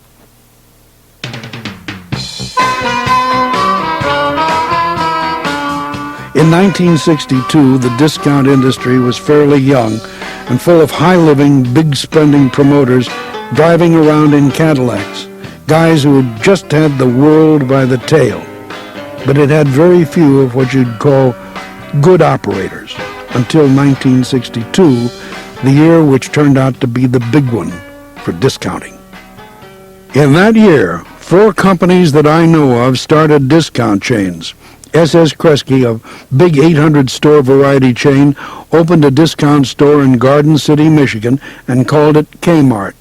F.W. Woolworth, the granddaddy of them all, started its Woolco chain. Dayton Hudson out of Minneapolis opened its first Target store. And some independent down in Arkansas opened something called a Walmart.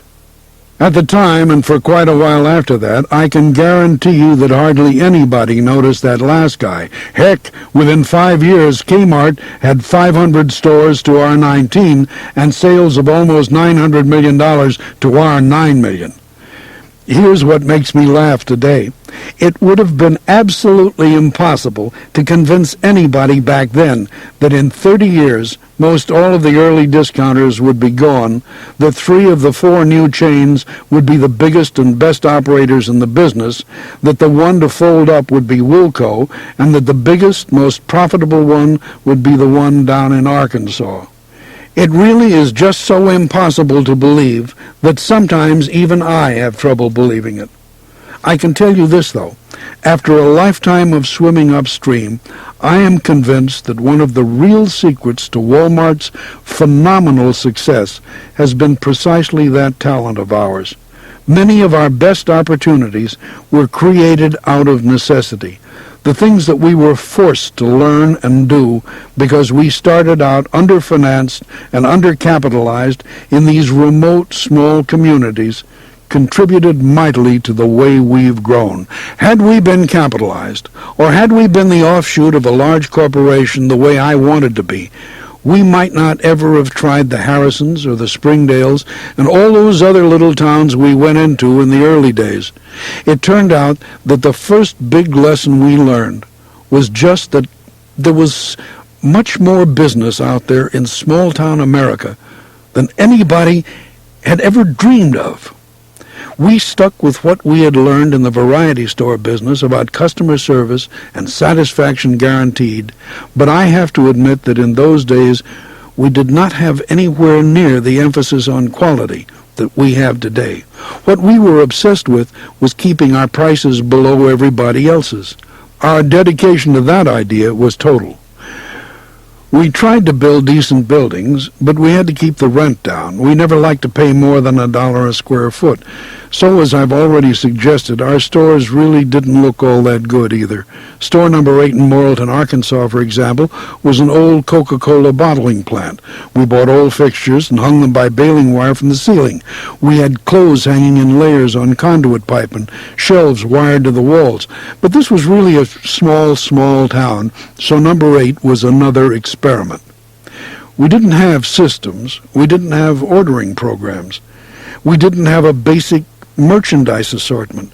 We certainly didn't have computers, but we sold our merchandise at the lowest prices possible, and that's what really kept us right side up for the first 10 years. That and consistently improving our sales in these smaller markets by building up our relationship with the customers.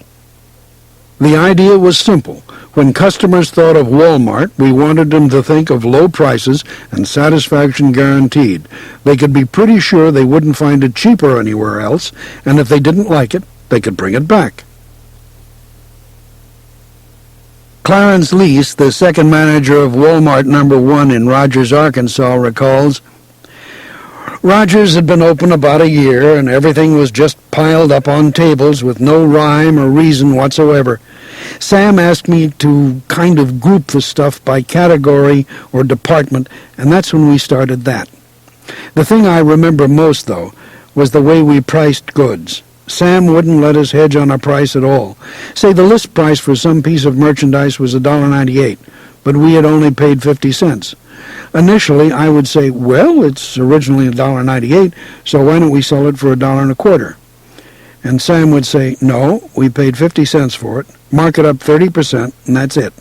No matter what you pay for it, if we get a great deal, pass it on to the customer. And, of course, that's what we did.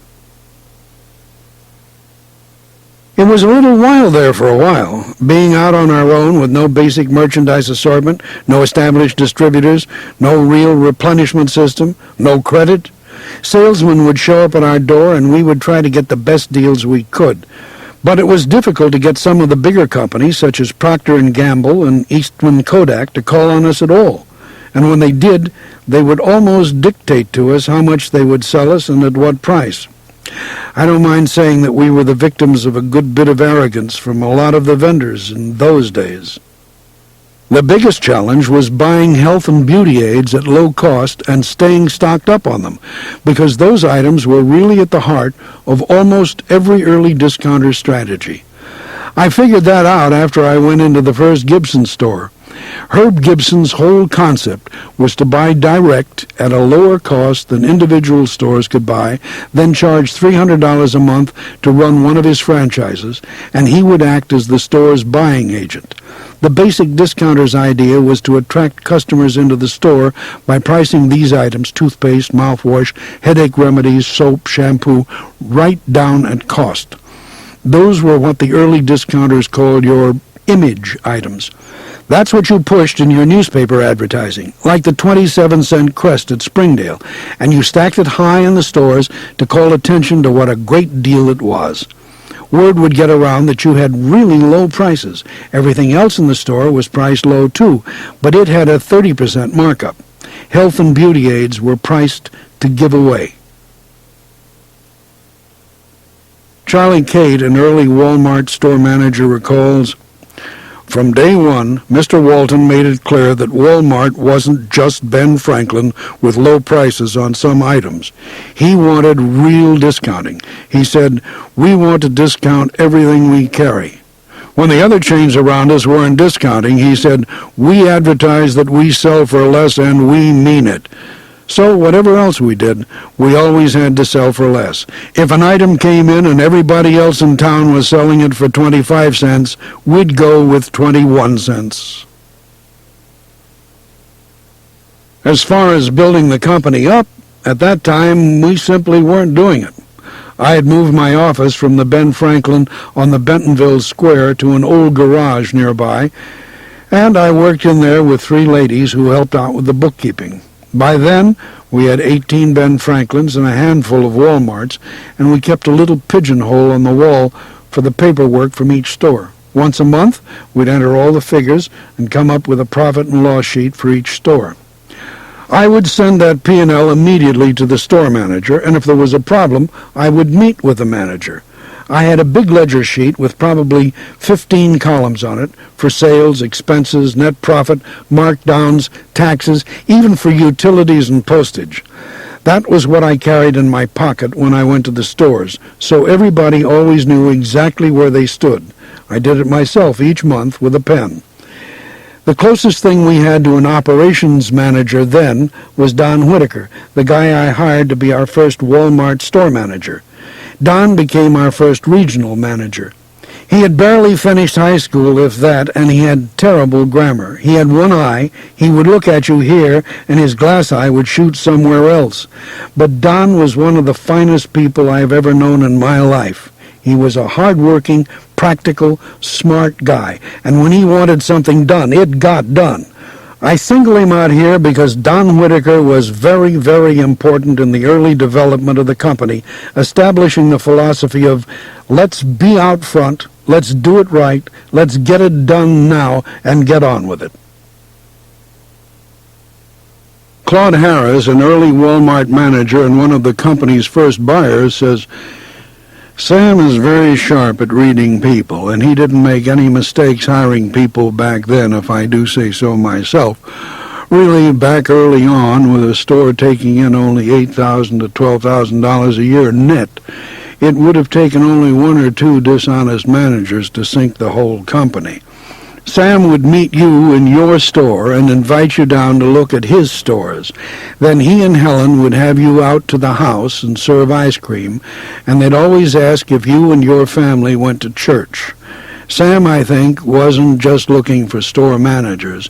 He was selecting people he thought he could go forward with." We found Claude Harris running a Woolworth store over in Memphis and probably making $10,000, $12,000 a year. I hauled up in front of his soda fountain one day and started talking to him. I found out he had saved money on that salary of his, and I usually felt that if a fella could manage his personal business, he would probably be successful managing one of our stores.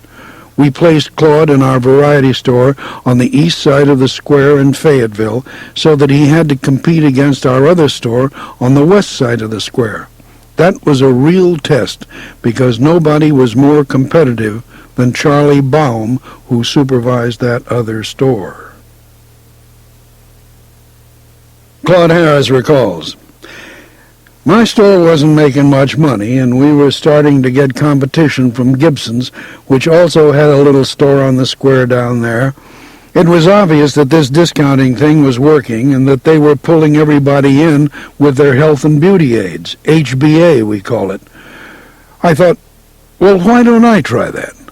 I changed the whole store around and got McKesson Robbins down in price and put in a bunch of over-the-counter drugs.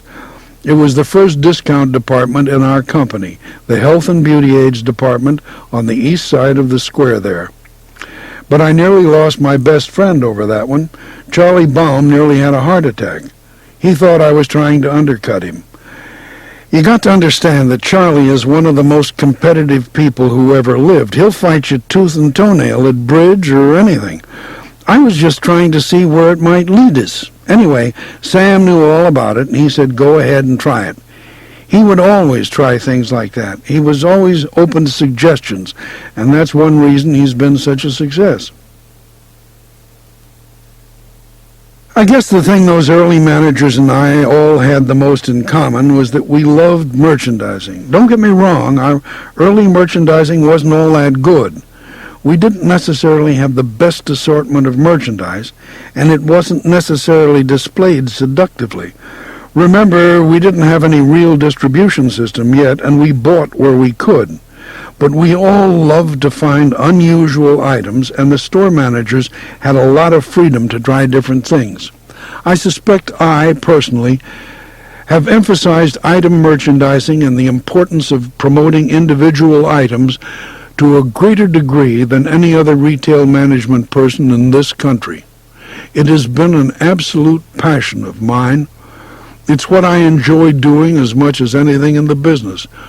What I love personally is to pick an item, maybe the most basic merchandise, and then dramatize it and sell huge quantities of it, when everybody knows that without promotion we would have sold very little. I think this obsession of mine with merchandising has set our company apart from the very beginning and really made us difficult to compete with. And man, in the early days of Walmart, it really got wild sometimes. Phil Green, a Walmart manager from early on, remembers, me and Sam used to have a big time picking items. We'd go buy a Dallas newspaper and a Little Rock newspaper and a Fort Smith newspaper, and he'd say, well, now, Phil, let's make us up some kind of an ad for this weekend. So we'd look around the store and find a big display of socks or a big display of panties or a wastebasket or a broom or a big old stack of motor oil. We'd pick out, say, 20 items, and then we'd sit down on the floor with a pair of scissors and go through those newspapers until we found some store that had run oil, and we'd just cut out the oil can and paste it on there and write Pennzoil 30W and stick our price on it. We'd do the same thing for the socks, the panties, the wastebasket, and it worked, because our prices were real hot. A little later on, Phil ran what became one of the most famous item promotions in our history. We set him down to open store 124 in Hot Springs, Arkansas, the first store we ever opened in a town that already had a Kmart. Phil got there and decided Kmart had been getting away with some pretty high prices in the absence of any competition. So he worked up a detergent promotion that turned into the world's largest display ever of Tide. He worked out a deal to get about $1 off a case if he would buy some absolutely ridiculous amount of it, something like 3,500 cases. Then he ran it as an ad promotion for something like $1.99 a box, off from the usual $3.97. When I saw how much Phil had bought, I really thought he'd completely gone over the dam. This was an unbelievable amount of soap. It made a pyramid of detergent boxes all the way to the ceiling, and it was 75 feet or 100 feet long, and took up the whole action alley in the back of the store so you could hardly get past it. Phil Green remembers, Mr. Sam usually let me do whatever I wanted on these promotions, but on this one he came down and said, why did you buy so much? You can't sell all of this. The thing was so big, though, that it made the news. Everybody came to look at it, and it was gone in a week. I had another one that scared them in Bentonville, too. I bought 200 Murray 8-horsepower riding mowers at $175 apiece. When they came in, we lined them up in front of the store, 25 in a row, 8 rows deep. We priced them at $199, which was less than half of what we'd sold them for previously, and we sold every one of them.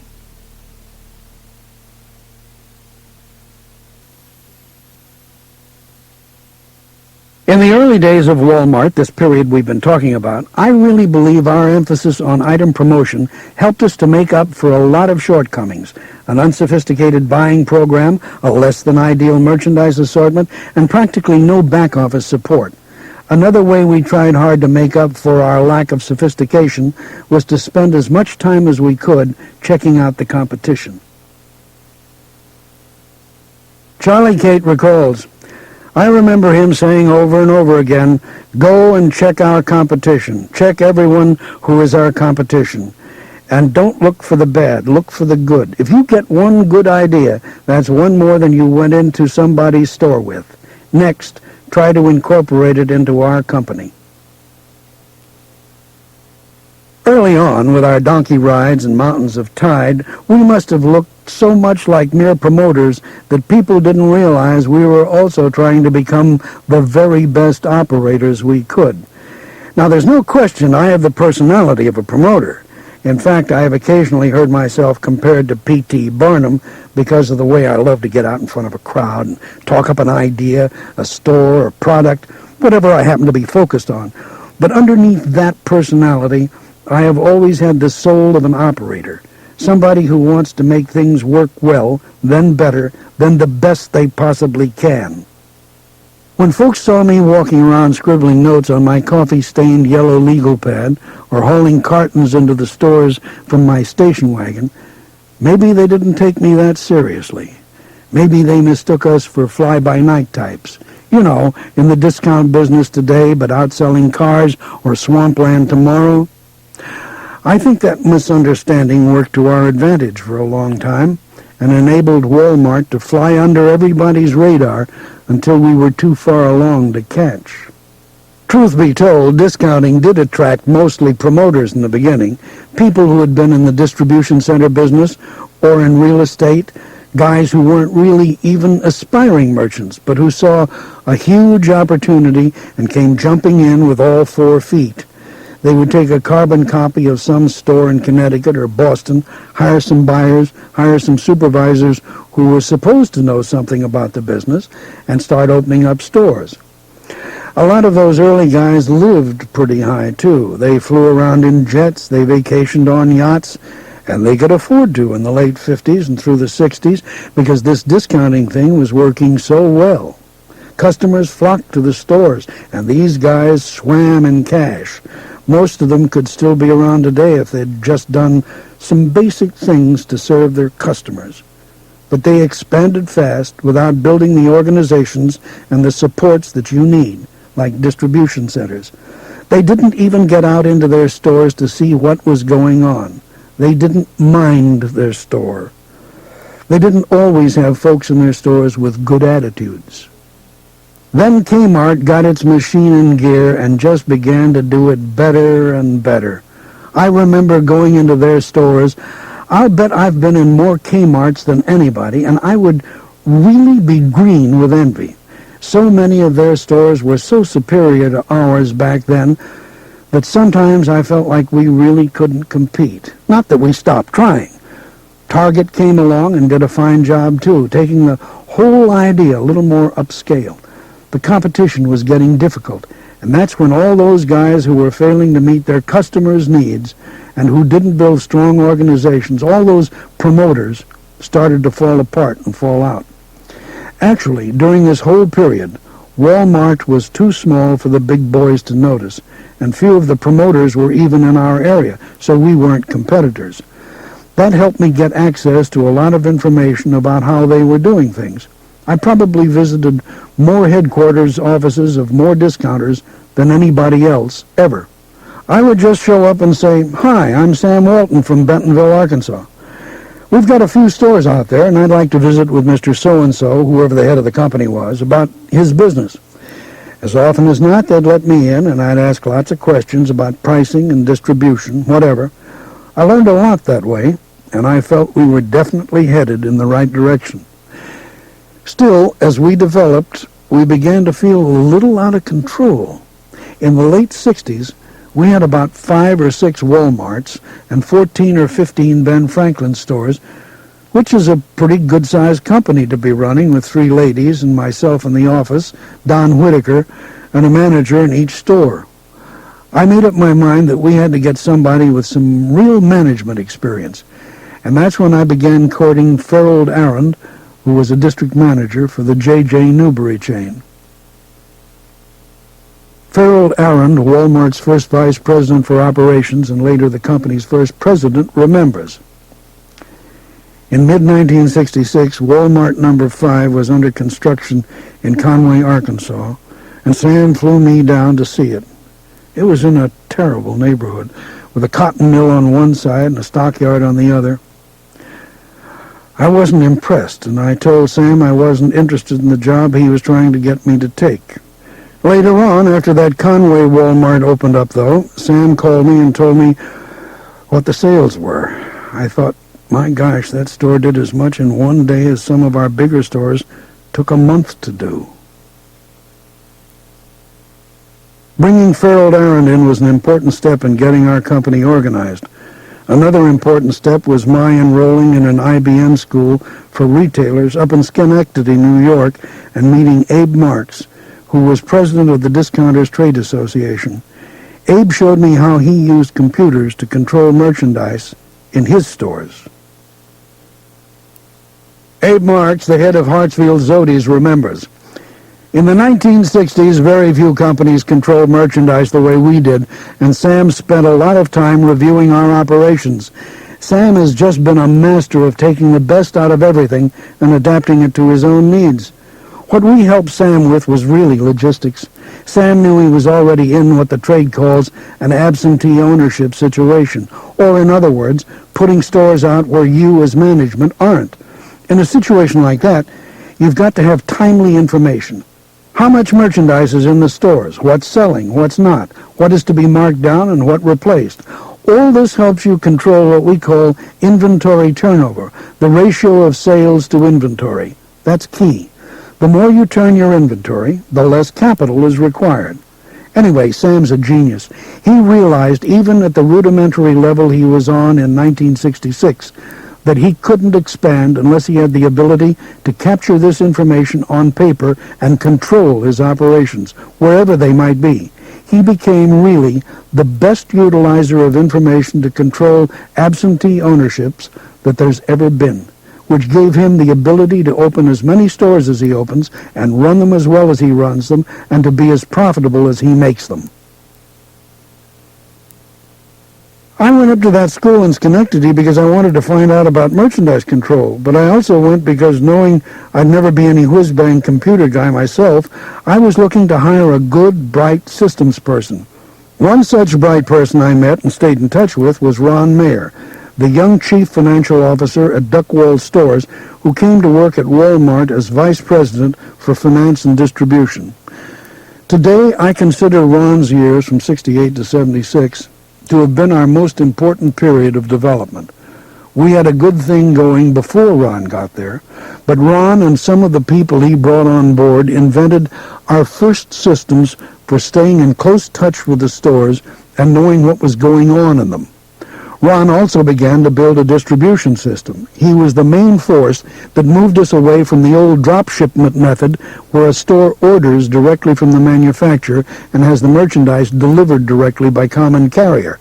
Ron pushed us instead toward merchandise assembly, whereby we could order centrally for all the stores, then assemble the orders at our Bentonville distribution center. He also pushed us toward cross-docking, whereby pre-assembled orders for individual stores would come in one side of our warehouse and leave out the other. After Ron came on board, we were really well positioned for serious growth. We had a retail concept we believed in, the core of a professional management team, and the foundation of systems which would support growth.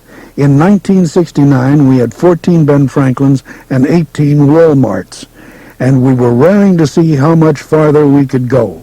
Bud and I, very quietly, began to think about taking the company public. I had never been really comfortable with debt. Not when I borrowed that $1,800 to buy the ice cream machine, not later. But I had gotten pretty good at accumulating it. For a while, I would just go down to the local bank and borrow whatever I could to build a store or buy something we needed to grow. That practice had gotten me in debt to practically every bank in Arkansas and southern Missouri. I always paid the loans off, but sometimes I would have to borrow from one bank to pay another, and the debt weighed heavy on me. With the help of two investment banking firms, White Weld in New York and Stevens Incorporated in Little Rock, Walmart became a public company, traded over the counter on October the 1st, 1970. The prospectus offered 300,000 shares at a price of $15, but it sold for $16.50. It was pretty well received, though not widely held. To start off, we had only about 800 shareholders. Walmart's stock performance and the wealth it has created for those early shareholders and for hundreds of thousands of others is, of course, a story in itself. As recently as 15 years ago, the market value of the company was around $135 million. Today, it's over $50 billion. Pure and simple, that's where the Walton family net worth has been created, since initially we kept half the stock ourselves. Personally, I have never spent much time worrying about stock prices, though. What I have worried about has been any failure to take care of our customers, any failure of our managers to motivate our associates, and the struggle to keep the team concept and the family concept meaningful. In fact, we have had some tremendous fluctuations in our stock price. Sometimes it'll be way up because retailing is fashionable with the investment community. Sometimes it will go down because somebody writes a report saying our strategy is wrong. For example, when we bought Kuhn's Big K stores, which took us east of the Mississippi for the first time in a significant way, several reports said we were taking on more than we could handle, and we would never make it once we got to Atlanta or New Orleans or wherever and met some real competition. Whenever the big institutional investors read something like that and believe it, they unload 1 million shares or 500,000 shares. As companies get larger with a broader following of investors, the temptation becomes awfully great to get into a plane and go up to Detroit or Chicago or New York and speak to the bankers and the people who own your stock. I feel our time is better spent with our own people. Not that we don't go out of our way to keep Wall Street up to date. For the last several years, a group called the United Shareholder Association has, in fact, voted us the #1 company in the U.S. for providing shareholder information. It's just that as business leaders, we absolutely cannot afford to get all caught up in trying to meet the goals that some big city analyst or financial institution sets for us on a 10-year plan spit out of a computer set to compound at such and such a rate. If we do that, we take our eye off the ball. What we have to do instead is demonstrate in our sales and our earnings every day, every week, that we're doing our job in a sound way.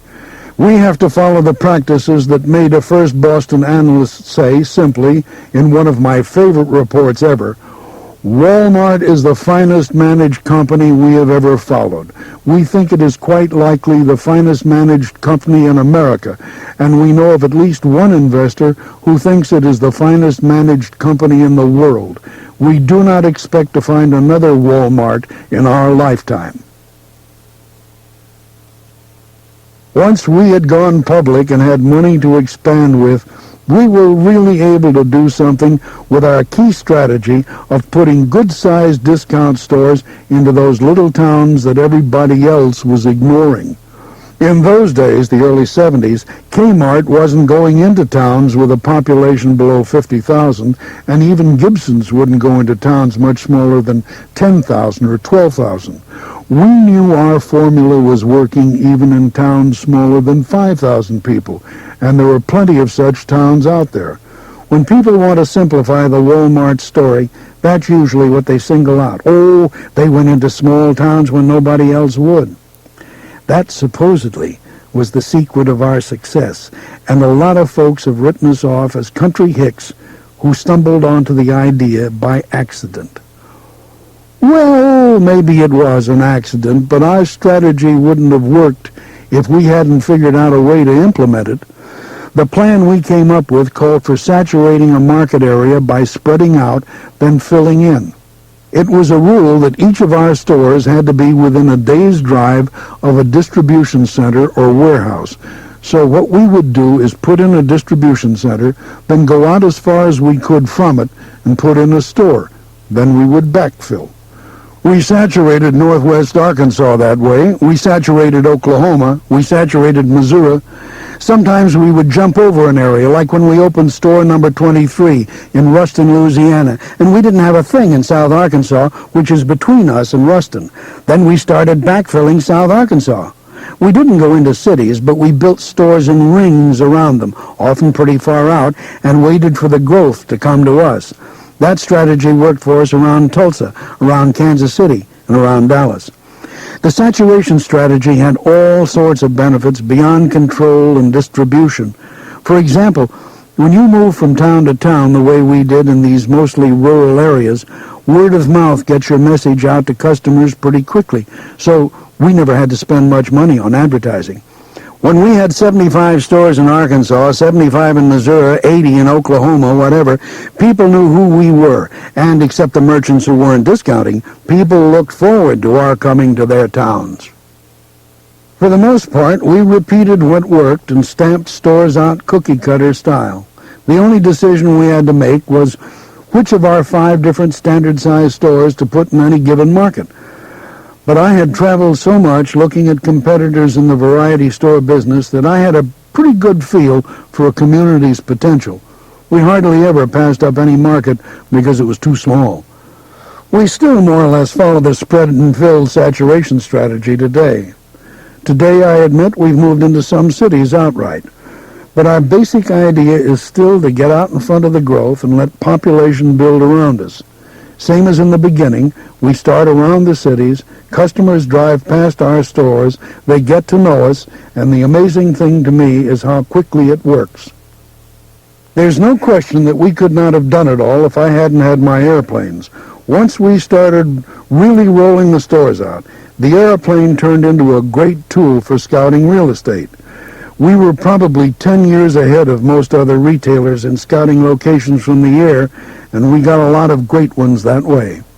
From up in the air, we could check out traffic flows, see which ways cities and towns were growing, and even evaluate the competition, if there was any. I loved doing this myself, of course. I'd get down low, turn my plane up on its side, and fly right over a town. When we had our spot picked, we'd land, find out who owned it, and try to negotiate the deal right then. We had what we call a store opening plan, but basically what we would do is just call in all the assistant managers we had and have them go at it. We assembled fixtures, ordered merchandise, and planned advertising, not to mention hiring and training folks to run the stores. I remember how, for one opening, I didn't want to spend any money on motels, so we all camped out in sleeping bags on the floor of one of our guys' houses. His furniture hadn't even gotten there yet.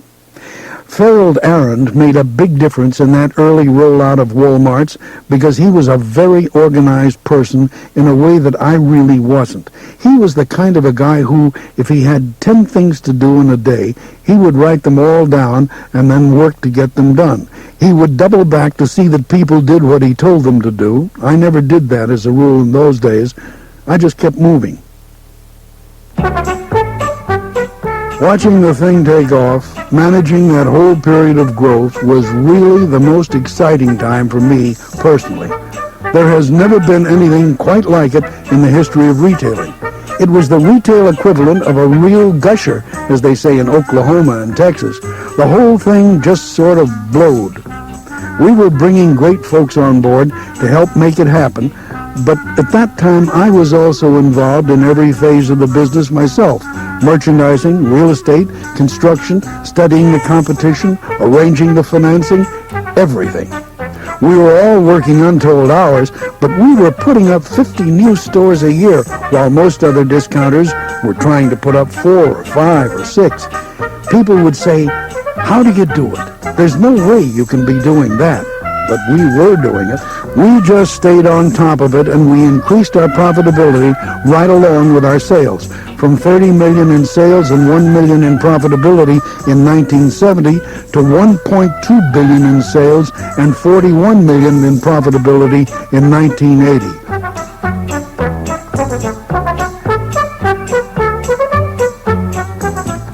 On paper, really, we had no right to do what we did. We were stretching our people and our talents to the limit.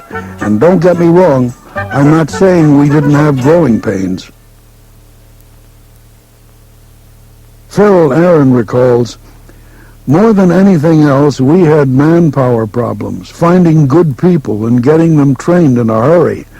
When I had been at Newberry's, a guy had to have 10 years' experience before we'd even consider him to be what we called a manager in training.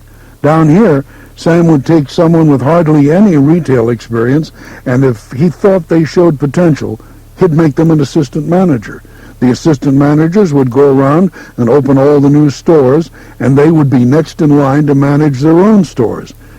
In my opinion, most of these people weren't anywhere near ready to run stores, but Sam showed me that if you take someone who has real willingness to work his tail off, 9 times out of 10 he'll make up for what he lacks in experience. It was one way we were able to grow so fast. With everything else that was going on in the early 70s, Farrell Aaron and Ron Mayer and a few other people and I were still trying to get a handle on how to distribute to all these stores in one-horse towns off the beaten path. It was one of those things that used to drive me crazy. I was always walking through the warehouse in Bentonville saying, where does this go? Who bought this? We've got too much of that. Meanwhile, the guys out in the stores would be crying for this stuff, and we couldn't get it out to them. I remember being very nervous when everybody decided we needed to buy our own trucks, but we did it. We had 2 tractors and 4 trailers, and the folks in the warehouse got to where they thought we needed 4 tractors and 6 trailers. I thought that was pretty extreme. Some days, word would get out that I was on my way out to the warehouse, and if they had an extra tractor or trailer sitting around not doing anything, they'd haul it to the other side of the building so I wouldn't see it. Thomas Jefferson, an early Walmart district manager and later operations manager hired from Sterling Stores, remembers, the faster we grew, the further behind we fell. Sometimes we would actually have 500 trailers full of merchandise sitting around one of the warehouses, and it took time to deal with all that. We couldn't get it out. Then the next day we'd get 60 boxcar loads. We'd have to unload the darn boxcars, and the merchandise they wanted in the stores would sometimes be sitting there a week or a week and a half. It was a big problem, and one that worried me a lot, which is probably why, as we moved along in the 70s, I just kept after guys like David Glass, who was still in the discount drug business up in Missouri, and Don Soderquist, who was running Ben Franklin, to come work for us. I knew they were both big talents, and I knew we were going to need all the help we could get, especially in areas I wasn't all that great at, such as distribution and systems. As I've already said, Ron Mayer had worked hard on that distribution system. He introduced merchandise assembly, cross-docking, and transshipment. Still, I don't think our distribution system got under complete control until David Glass finally came on board in 1976. More than anybody else, David's responsible for building the sophisticated and efficient system we use today. This may be jumping ahead of the story a little, but David had a vision for automated distribution centers, linked both to our stores and to our suppliers by computer, and he set about building such a system beginning in 1978 at Searcy, Arkansas. Now we have 20 of these centers placed strategically around the country. Combined, they account for more than 18 million square feet of distribution space, and almost 85% of our store replenishment passes through them, as opposed to only about 50 to 65% of our competition. We also rely on our private truck fleet much more than our competitors. At last count, we had more than 2,000 over-the-road tractors and more than 11,000 trailers, up considerably, obviously, from the days when the equipment had to be hidden from me. I'd like to try to describe the activity at one of our distribution centers for you. Start with a building of around 1.1 million square feet, which is about as much floor space as 23 football fields. Fill it high to the roof with every kind of merchandise you can imagine, from toothpaste to TVs, toilet paper to toys, bicycles to barbecue grills. Everything in it is barcoded, and a computer tracks the location and movement of every case of merchandise while it's stored and when it's shipped out. Some 600 to 800 associates staff the place, which runs around the clock 24 hours a day. On one side of the building is a shipping dock with loading doors for around 30 trucks at a time, usually full. On the other side is the receiving dock, which may have as many as 135 doors for receiving merchandise. Things move in and out of the warehouse on some 8.5 miles of laser-guided conveyor belts, which means that the lasers read the barcodes on the cases and then direct them to whatever truck is filling the order placed by one of the stores it's servicing. On a heavy day, those belts might handle up to 200,000 cases of goods, and that's what's really hard to describe. The sight of all that merchandise moving in and out so fast under the direction of all those lasers. Again, ahead of the story a little, Jack Shoemaker, starting in the mid-'70s, pushed for heavy investment in better and better computer systems for tracking sales and merchandise and inventories, and especially for in-store systems that improved our ability to track transactions as they take place. Jack became our president and chief operating officer in 1978, and he worked really hard at getting me to invest in barcoding and SKU item control, which is a computerized stock-keeping inventory system. Jack was also heavily involved in the creation of our satellite system, which turned out to be another one of our tremendous competitive advantages. Jack Shoemaker recalls, "We had a data processing guy named Glenn Hayburn, and he and I had this dream of an interactive communication system between all the stores and the distribution centers and the general office. Glenn came up with the idea of using a satellite, and when we finally told Sam about it, he just listened. He wasn't discouraging, but he wasn't encouraging either. Sam never gets excited about systems. Eventually, we committed $24 million to this project, and now, of course, everybody has this sort of system. We've spent almost $700 million now on our computer and satellite system. I'm told it's the largest civilian database in the world, even bigger than AT&T's. Not that that matters to me much. What I like is the kind of information we can pull out of it on a moment's notice. For one thing, we keep a 65-week rolling history of every single item we stock, and that means I can pick, say, a little combination TV VCR and tell you exactly how many of them we've bought over the last year and a quarter and exactly how many of them we've sold.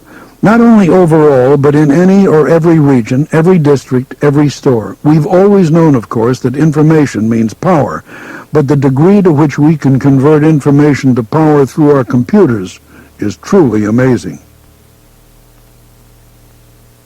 As I look back on the 1970s, the decade of our going public, one of the things that seems most astonishing to me is that our competitors didn't catch on quicker and try harder to stop us. Whenever we put a Walmart store into a town, we would just roll over the variety stores. It didn't take them long to figure out that if they were going to stay in business, they were going to have to go into discounting themselves, and most of them eventually did. Kuhn's Big K became a discount chain, and then in 1981 we finally bought it. Sterling launched its Magic Mart discount chain. Duckwall converted. So why didn't one of the bigger fish simply buy us? My guess is that if we had simply laid low, gradually putting together our company without stirring up the competition, that's what would have happened. Eventually, I think, we would have been forced to sell out to some national chain that saw us as a quick way to expand into the heartland market. Maybe there would have been 100 or 150 Walmarts out there for a while, but today they would all have Kmart or Target signs on them, and I would have become a full-time bird hunter. Anyway, we'll never know what would have happened because we decided that instead of avoiding our big competitors, we would meet them head-on. And it was one of the smartest strategic decisions we ever made. There's no doubt in my mind that we became the fine retailer we are today in large measure because of our big competitors. In fact, if our story doesn't prove anything else about the free market system, it proves beyond a doubt that spirited competition is good for everybody's business. There's no way we would be running anything nearly as good as our stores today if Kmart hadn't been around to make us do it, and I think they would admit that our presence has made them into a better retailer. One reason Sears has fallen so far is that it took them a long time to see that Walmart and Kmart were their real competition. At first, we just butted heads occasionally with other regionals like Gibson's and Sterling's Magic Mart, but in 1972 we decided, what the heck, and went right after Kmart itself in Hot Springs, Arkansas. At the time, it was the largest town we'd ever gone into, but we saw Kmart sitting there all alone, really just having their way with it. Their prices and their margins were so high in that non-competitive market, they almost weren't discounting at all. Hot Springs is the town where Phil Green stirred up all the fuss with his world's largest Tide display and all sorts of other outrageous promotions. Just to put things in perspective, both Kmart and Walmart had been out on the street for 10 years by this time, but Kmart was already relatively large and Walmart was still relatively small. So we are really talking about a case of the flea trying to attack the elephant. Kmart, though, had interested me ever since they put their first store out, and I had been itching to try our luck against them. Coincidentally, it was right around that time, 1973, I think, that Harry Cunningham chose to retire as CEO of Kmart, which he had founded while he was chairman of SS Kresge. It was probably a lucky coincidence for us because Harry was the guy who had made Kmart the model for all of us. At the time, I didn't know Harry, but I had a tremendous amount of respect for him as a merchant. Harry Cunningham says, "From the time anybody first noticed Sam, it was obvious that he had adopted almost all the original Kmart ideas. I always had great admiration for the way he implemented and later enlarged on those ideas. Much later on, when I was retired but still a Kmart board member, I tried to advise the company's management just what a serious threat I thought he was. But it wasn't until fairly recently that they took him seriously." The elephant didn't really respond right away, but I always believed it made them mad, us going in on them in Hot Springs. Maybe Harry's right. Maybe they didn't take us seriously at all. But just a few years later, we definitely got the message that Kmart thought Walmart had gotten too big for its britches. By that time, we had about 150 stores in 9 states, and they had over 1,000. They were making noises that the upstart was beginning to be a nuisance, and that they were going to do something to slow us down and make us back off. All of a sudden, they took a direct shot at us in 4 of our better towns, Jefferson City and Poplar Bluff in Missouri, and Fayetteville and Rogers in Arkansas. Our view of it was that they planned to land right on top of us and put us out of business. But it was probably the best single external event in Walmart's history. To us, it was like a war was on. We all got scared, and we all got excited. Thomas Jefferson, the Walmart director of operations in the late 70s, recalls, "Kmart really took us on about 1977, and I remember what happened in North Little Rock in particular. Kmart got real aggressive there, and we fought back. We told our manager there, no matter what, don't let them undersell you at all, on anything. I remember he called me one Saturday night and said, 'You know, we have Crest toothpaste down to 6 cents a tube now.' And I said, 'Well, just keep it there and see what they do.' They didn't lower it any more than that, and we both just kept it there at 6 cents. Finally, They backed off and started raising their prices back up to where they had been. I always thought they learned something about us then, that we don't bend easily, because they never came at us with that degree of price cutting anywhere else.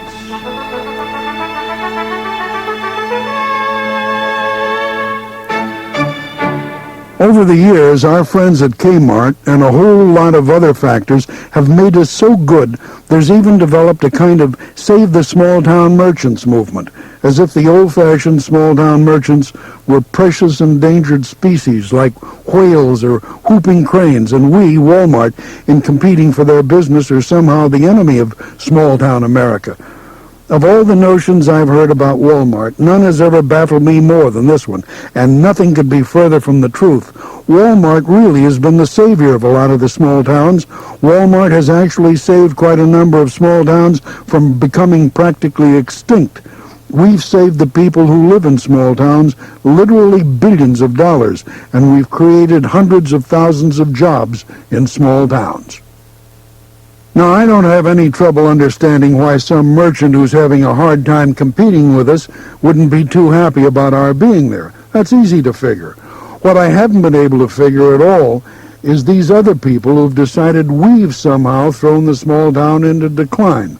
My guess is that a lot of these critics are folks who grew up in small towns and then deserted them for the big cities. Now they come home for a visit, and it makes them sad that the old town square isn't exactly like it was when they left it a couple of decades earlier. It's almost like they want their hometown to be stuck in time, an old-fashioned place filled with old-fashioned people doing business the old-fashioned way. Somehow, small-town populations weren't supposed to move out into their own suburbs, and they weren't supposed to go out to the intersections of highways and build malls with lots of free parking and a broad selection of merchandise, low prices, and evening business hours. Without Walmart, the change might have come along a little later, and in my opinion, it might not be as much a part of small-town culture as we are today. But what we're talking about here was absolutely a necessary and inevitable evolution in retailing, as inevitable as the replacement of the buggy by the car and the disappearance of the buggy whip makers. The small stores were just destined to disappear, at least in the numbers in which they once existed, because the whole thing is driven by the customers who are free to go wherever they choose to shop. Small-town merchants, by the way, aren't the only groups we've gotten into controversies with by sticking to our philosophy of putting the customer ahead of everything else. On the surface, the idea of serving the customer sounds so simple, so logical, and so obvious. But from the very beginning, the way we have practiced it has been so radical that it has frequently gotten us into trouble with what folks call the system. In the early days, the department stores put a lot of pressure on vendors to keep them from selling to discounters like us because they hated what we were doing, offering our customers prices much lower than theirs. Our vendors resented us for being so obsessed with prying the lowest prices out of them, and we've always had a problem with the idea of paying middlemen a big commission just because they're part of somebody's system. From the days when I was hauling that little trailer over into Tennessee to buy panties and shirts and avoid paying Butler Brothers markup, our philosophy on this has always been simple and crystal clear. We are the agents for our customers, and to truly be an agent for our customers and do the best job possible, we've got to operate as efficiently as we can, become the most efficient deliverer of merchandise through our distribution centers, through our purchasing methods, right on through the whole system. Sometimes that can best be accomplished by purchasing goods directly from the manufacturer, and other times we need to use middlemen to deal with smaller manufacturers and make the process more efficient. What we believe in strongly is our right to make that decision based on whatever it takes to best serve our customers. Claude Harris, one of Walmart's first buyers, says, "I always tell our other buyers, you're not negotiating for Walmart. You're negotiating for your customer. Your customer deserves the best price you can get. Don't ever feel sorry for a vendor.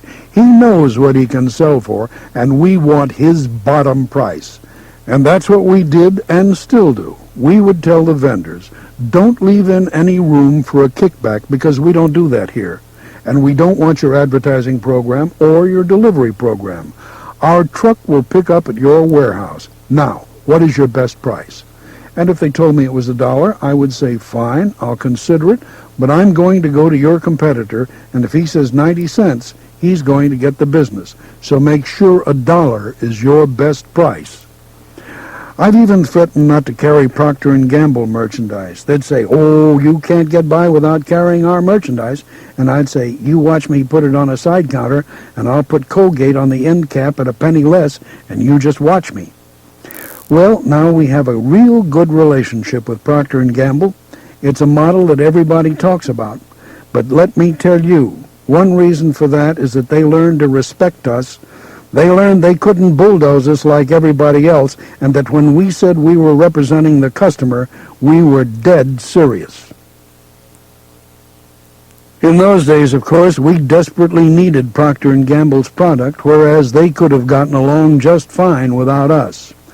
Today, I'm told we are their largest customer, but it really wasn't until 1987 that we began to turn a basically adversary relationship into one that we like to think is the wave of the future, a win-win partnership between two big companies, both trying to serve the same customer. Believe it or not, as big as we had become by then, Walmart had never been called on by a corporate officer of P&G. Then one day, my close friend and longtime tennis buddy here in Bentonville, George Billingsley, called me up and asked me to join him on a canoe trip down the Spring River. He said he had this old friend, Lou Pritchett, who was a vice president with P&G, who wanted to meet me and talk about some things relating to our two companies. So I went along, and it turned out to be the most rewarding float trip I ever took. Lou Pritchett recalls, during that time on the river, we both decided that the entire relationship between vendor and retailer was at issue. Both focused on the end user, the customer, but each did it independently of the other. No sharing of information, no planning together, no systems coordination. We were simply two giant entities going our separate ways, oblivious to the excess costs created by this obsolete system. We were communicating, in effect, by slipping notes under the door. As a result, we assembled the top 10 officers of both companies in Bentonville for 2 days of soul-searching and thinking, and within 3 months, we had created a P&G Walmart team to build a whole new kind of vendor-retailer relationship. We formed a partnership to conduct our business, one of the most important outcomes of which was to start sharing information by computer. P&G could monitor Walmart's sales and inventory data and then use that information to make its own production and shipping plans with a great deal more efficiency. We broke new ground by using information technology to manage our business together instead of just to audit it.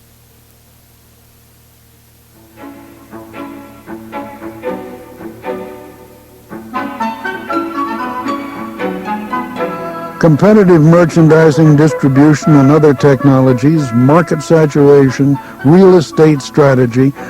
The truth is that not one of these carried our company so far and so fast as the relationship, actually the partnership, that we have enjoyed with our associates. And by associates, I mean all those folks out in the stores and in the distribution centers and on trucks. I would love to tell you that this partnership was all part of my master plan from the beginning. You know, that as a young man, I had a vision of a great retailing company in which all the employees were awarded a stake, that I saw them participating in a lot of the decisions that would determine the profitability of the company.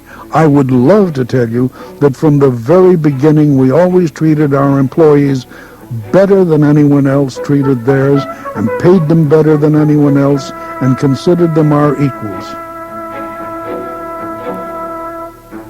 I would love to tell you all that. Unfortunately, none of it would be true.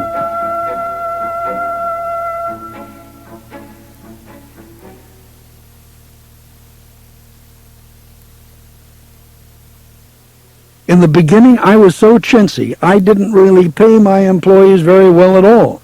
The managers were fine. From the time we started branching out, we always had a partnership with the store managers.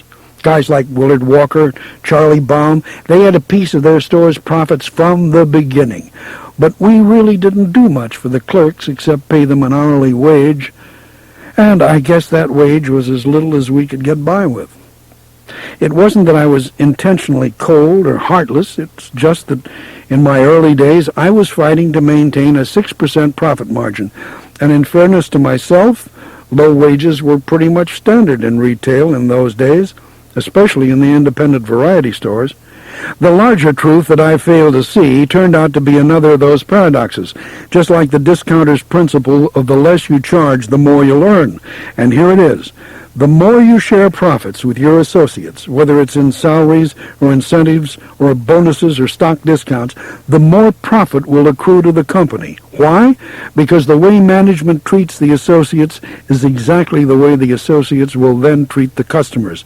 And if the associates treat the customers well, the customers will come back over and over and over, and that is where the real profit in this business lies, not in trying to drag strangers into your stores for one-time purchases based on splashy sales or expensive advertising. Satisfied, loyal, repeat customers are at the heart of Walmart's spectacular profit margins, and those customers are loyal to us because our associates treat them better than anybody else does.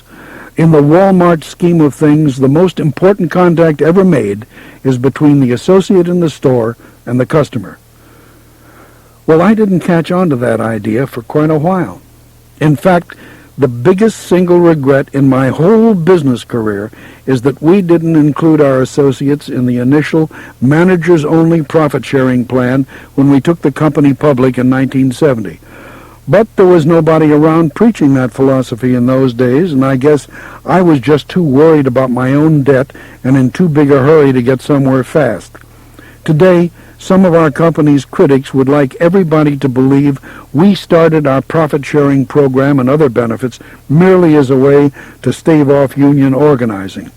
The traditional version of what happened is that the Retail Clerks Union organized a strike against us when we opened the store in Clinton, Missouri, and another one when we opened the store in Mexico, Missouri, and that in response to those troubles, we started all these programs to keep the unions out. That story is partly true and partly not. We did have labor trouble in those two stores, and we did fight the unions, legally and above board, and we won. In fact, we've never lost a union organizing election, but the idea for sharing profits and benefits had come up even before we went public, not from me, but from Helen. Helen Walton recalls, "We were on a trip driving someplace, and we were talking about the high salary that Sam was earning and about all the money and benefits the officers were getting. He explained that the people in the stores didn't get any of those benefits, and I think it was the first time I realized how little the company was doing for them. I suggested to him that unless those people were on board, the top people might not last long either. I remember it because he didn't really appreciate my point of view at that time. Later on, I could tell he was thinking about it, and when he bought it, he really bought it." It may be true that our skirmishes with the various unions helped hurry along our thinking, but the truth is that once we started experimenting with this idea of treating our associates as partners, it didn't take long to realize the potential it had for improving our business. And it didn't take the associates long to figure out how much better off they would be as the company did better. I don't deny how I feel about unions. I have always believed strongly that we don't need unions at Walmart. Theoretically, I understand the argument that unions try to make, that the associates need someone to represent them, and so on. But historically, as unions have developed in this country, they have mostly just been divisive. They have put management on one side of the fence, employees on the other, and themselves in the middle as almost a separate business, one that depends on division between the other two camps. The problem is that a divisive situation like that breaks down direct communication and is not at all conducive to taking care of customers, to being competitive, to gaining market share, any of the things a good company aims for. The partnership we have at Walmart, which includes profit sharing, incentive bonuses, discount stock purchase plans, and a genuine effort to involve the associates in the business so we can all pull together, works better for both sides than any situation I know of involving unions. And I'm not saying we pay better than anybody, though we're certainly competitive in our industry and in the regions where we're operating. We have to be if we want to attract and keep good people. But over the long haul, our associates build value for themselves, financially and otherwise, by believing in the company and keeping it headed in the right direction. Let me say this, too. Anytime we have ever had real trouble or the serious possibility of a union coming into the company, it has been because management has failed to listen to our associates or because we have mistreated our associates. I think any time the employees at a company say they need a union, it's because management has done a lousy job of managing and working with their people. Usually it's directly traceable to what's going on at the line supervisor level, something stupid that some supervisor does or something good he or she doesn't do. That was our problem at Clifton and at Mexico. Our managers did some dumb things. They didn't listen. They weren't as open with their folks as they should have been. They didn't communicate with them. They didn't share with them. We fought those situations using pretty traditional methods. We hired a good labor lawyer, John Tate, who's won a lot of organizing battles over the years and who has since come with our company. His advice helped me to become even more determined to change the relationship between management and the associates at Walmart. Basically, it was the same thing I've been talking about. Take care of your people, treat them well, involve them, and you won't spend all your time and money hiring labor lawyers to fight the unions. John helped us launch a program called We Care, designed to let the associates know that when they had problems, we wanted them to come to us and give us a chance to solve them. Our message became, sure, we are a non-union company, but we are stronger because of it. And because you are our partners, we have an open door and we listen to you, and together we can work our problems out. We took our first and biggest step in relation to the associates in 1972, when we started a real profit-sharing plan. Every associate who has been with us at least a year and who works at least 1,000 hours a year is eligible. Profit sharing today has around $1.8 billion in it, equity in the company belonging to our associate partners. Let's face it, pretty much all aspects of Walmart culture are different. For starters, there aren't very many companies out there gathering several hundred of their executives, managers, and associates at 7:30 every Saturday morning to talk about business. Even fewer would begin such a meeting by having their chairman call the hogs. But that's one of my favorite ways to wake everybody up, by doing the University of Arkansas's Razorback cheer. You probably have to be there to appreciate the full effect, but it goes like this. Whoo, pig, suey! Whoo, pig, suey! Whoo, pig, suey! Razorbacks!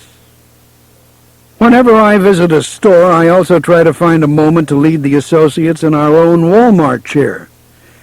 Give me a W, give me an A, give me an L, give me a squiggly. Here everybody sort of does the twist.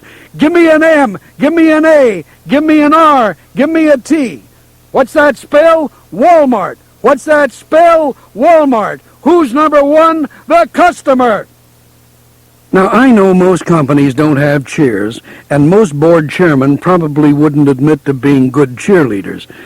But then most companies don't have a safety director like Mike Possum Johnson, who entertained us one Saturday morning by taking on challengers in a no-holds-barred persimmon seed spitting contest with one of our company lawyers as the target. Most companies don't have a gospel group called the Singing Truck Drivers, or a management singing group called Jimmy Walker and the Accountants. Here's the thing. Nobody in any business works harder than we do at Walmart. But because we work so hard, we like to have a good time. And we work better because we have a good time. We build spirit, and we build excitement. We break down barriers, which helps us to communicate better with one another, and we make our people feel part of a family in which none of us are too important or too puffed up to lead a cheer or be the butt of a joke or the target of persimmon seeds. Of course, we don't pretend to have invented the idea of a corporate culture, and we've been aware of a lot of the others that have come before us. In the early days of IBM, Tom Watson Sr., with his slogans and group activities, pioneered a lot of the stuff we do, and we've certainly borrowed every good idea we've come across. Helen and I picked up several ideas on a trip we took to Korea and Japan in 1975. A lot of the things they do over there are very easy to apply here. I guess the people outside our company began to realize just how different we folks at Walmart are back in 1984. That was the year I bet in a Saturday morning meeting that we couldn't possibly produce a pre-tax profit of more than 8%. I lost, and David Glass insisted I make good on my promise to put on a grass skirt and do the hula up on Wall Street. I thought the event was going to be sort of a family affair. I would slip in there and dance, and David would videotape for the Saturday morning meeting to prove that I really did it. Well, we got there, and it turned out David had hired a truckload of real hula dancers and ukulele players, and he or somebody had alerted the newspapers and TV networks to what we would be doing. We had all kinds of trouble with the police about permits, and the dancers' union wouldn't let them dance without heaters because it was so cold, and we finally had to get permission from the head of Merrill Lynch to dance on his steps.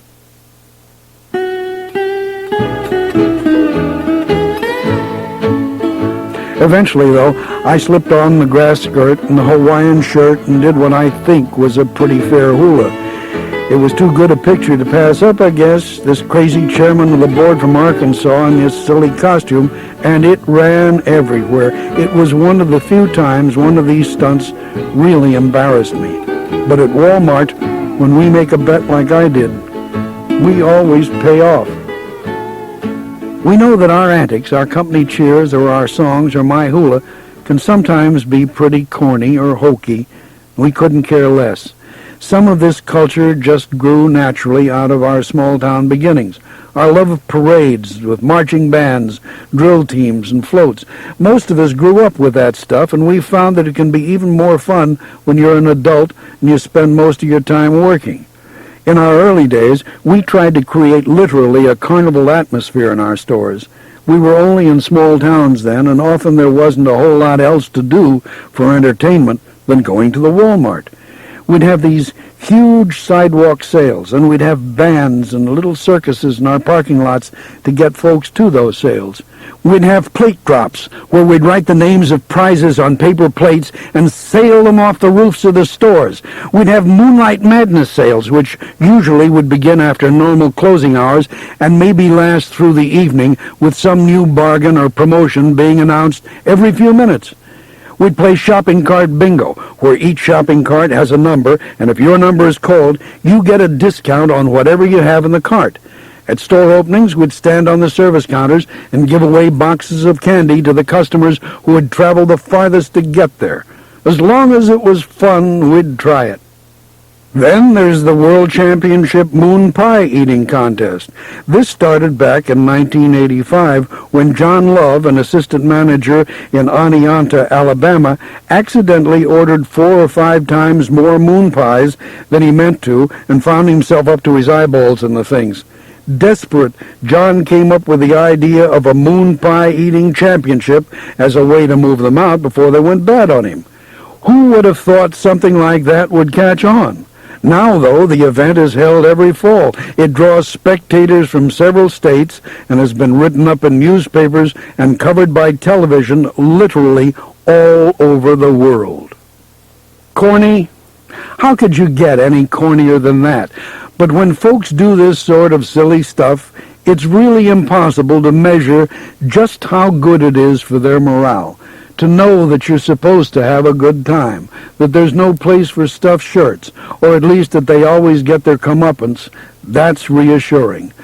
Like the Arkansas Razorback cheer at our Saturday morning meetings.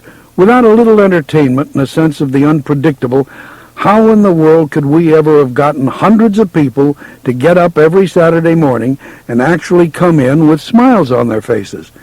If they thought that all they could expect in that meeting was somebody droning on about numbers, could we have kept the meeting alive? No way.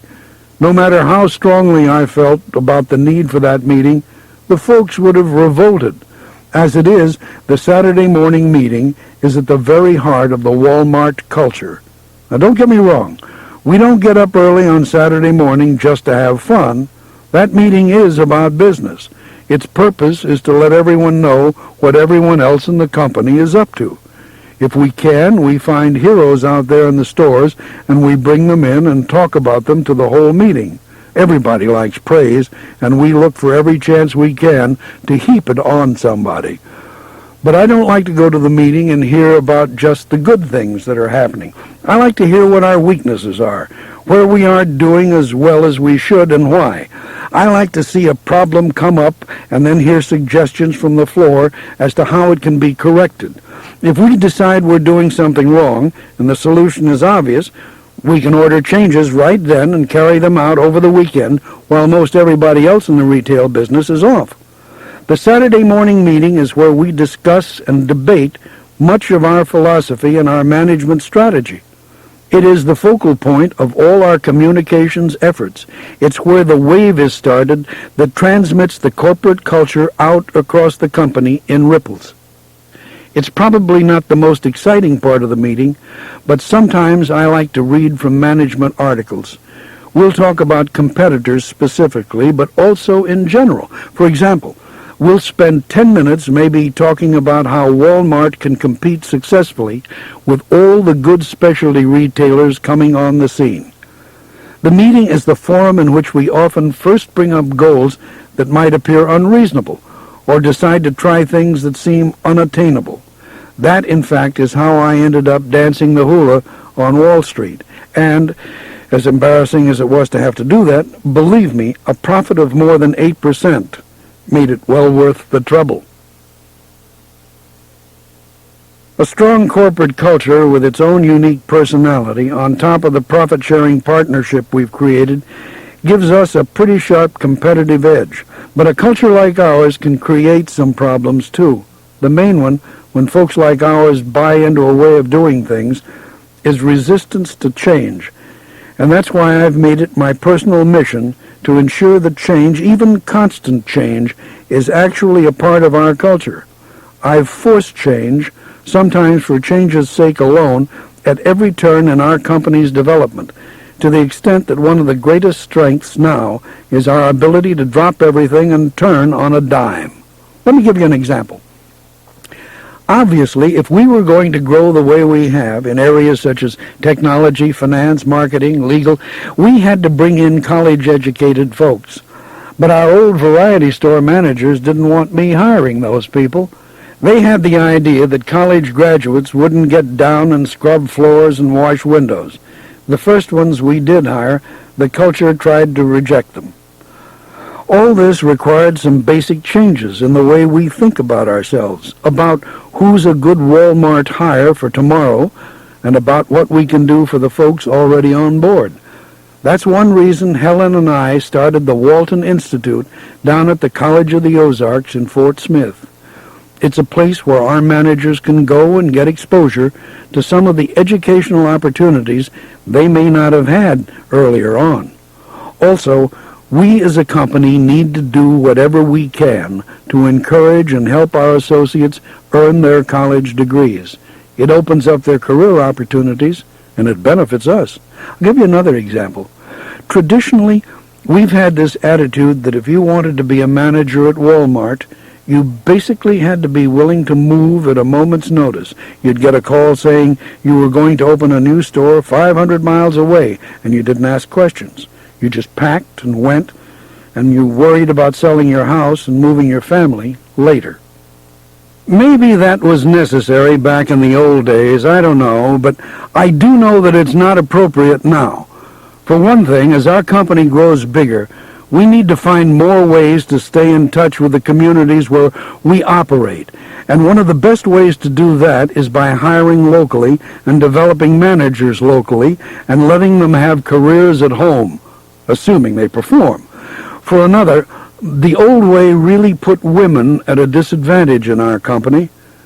In the old days, retailers felt the same way about women that they did about college boys, only maybe more so.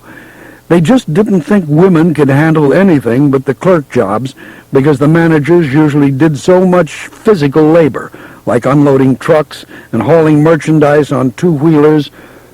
As the stores got bigger and the managers did less manual labor, old-timers began to say that women couldn't make good managers because their family obligations wouldn't allow them to move as often as we required.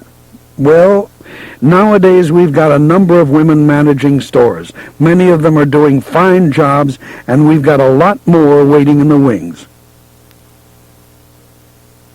There's one period in Walmart history, specifically in the history of Walmart's upper management, that I have never been comfortable talking about.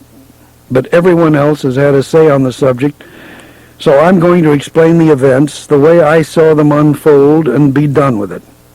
As you'll see, it really turned out to be not such a big deal anyway, and now it's hardly anything but a historical blip.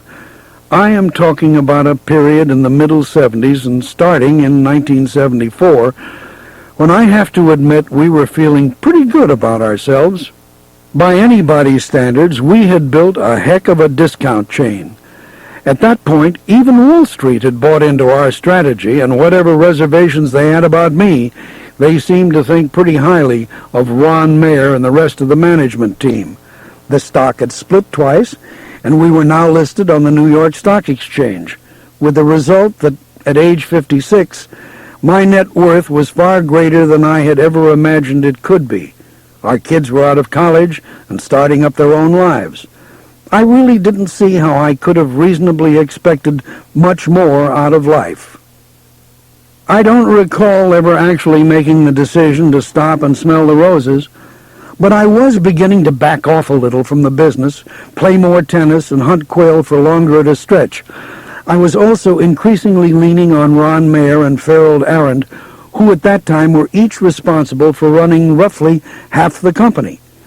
It's hard to explain my situation very precisely because the truth is, from the beginning you would have had a heck of a time putting my job description down on paper or explaining my management style in terms they would understand at a business school.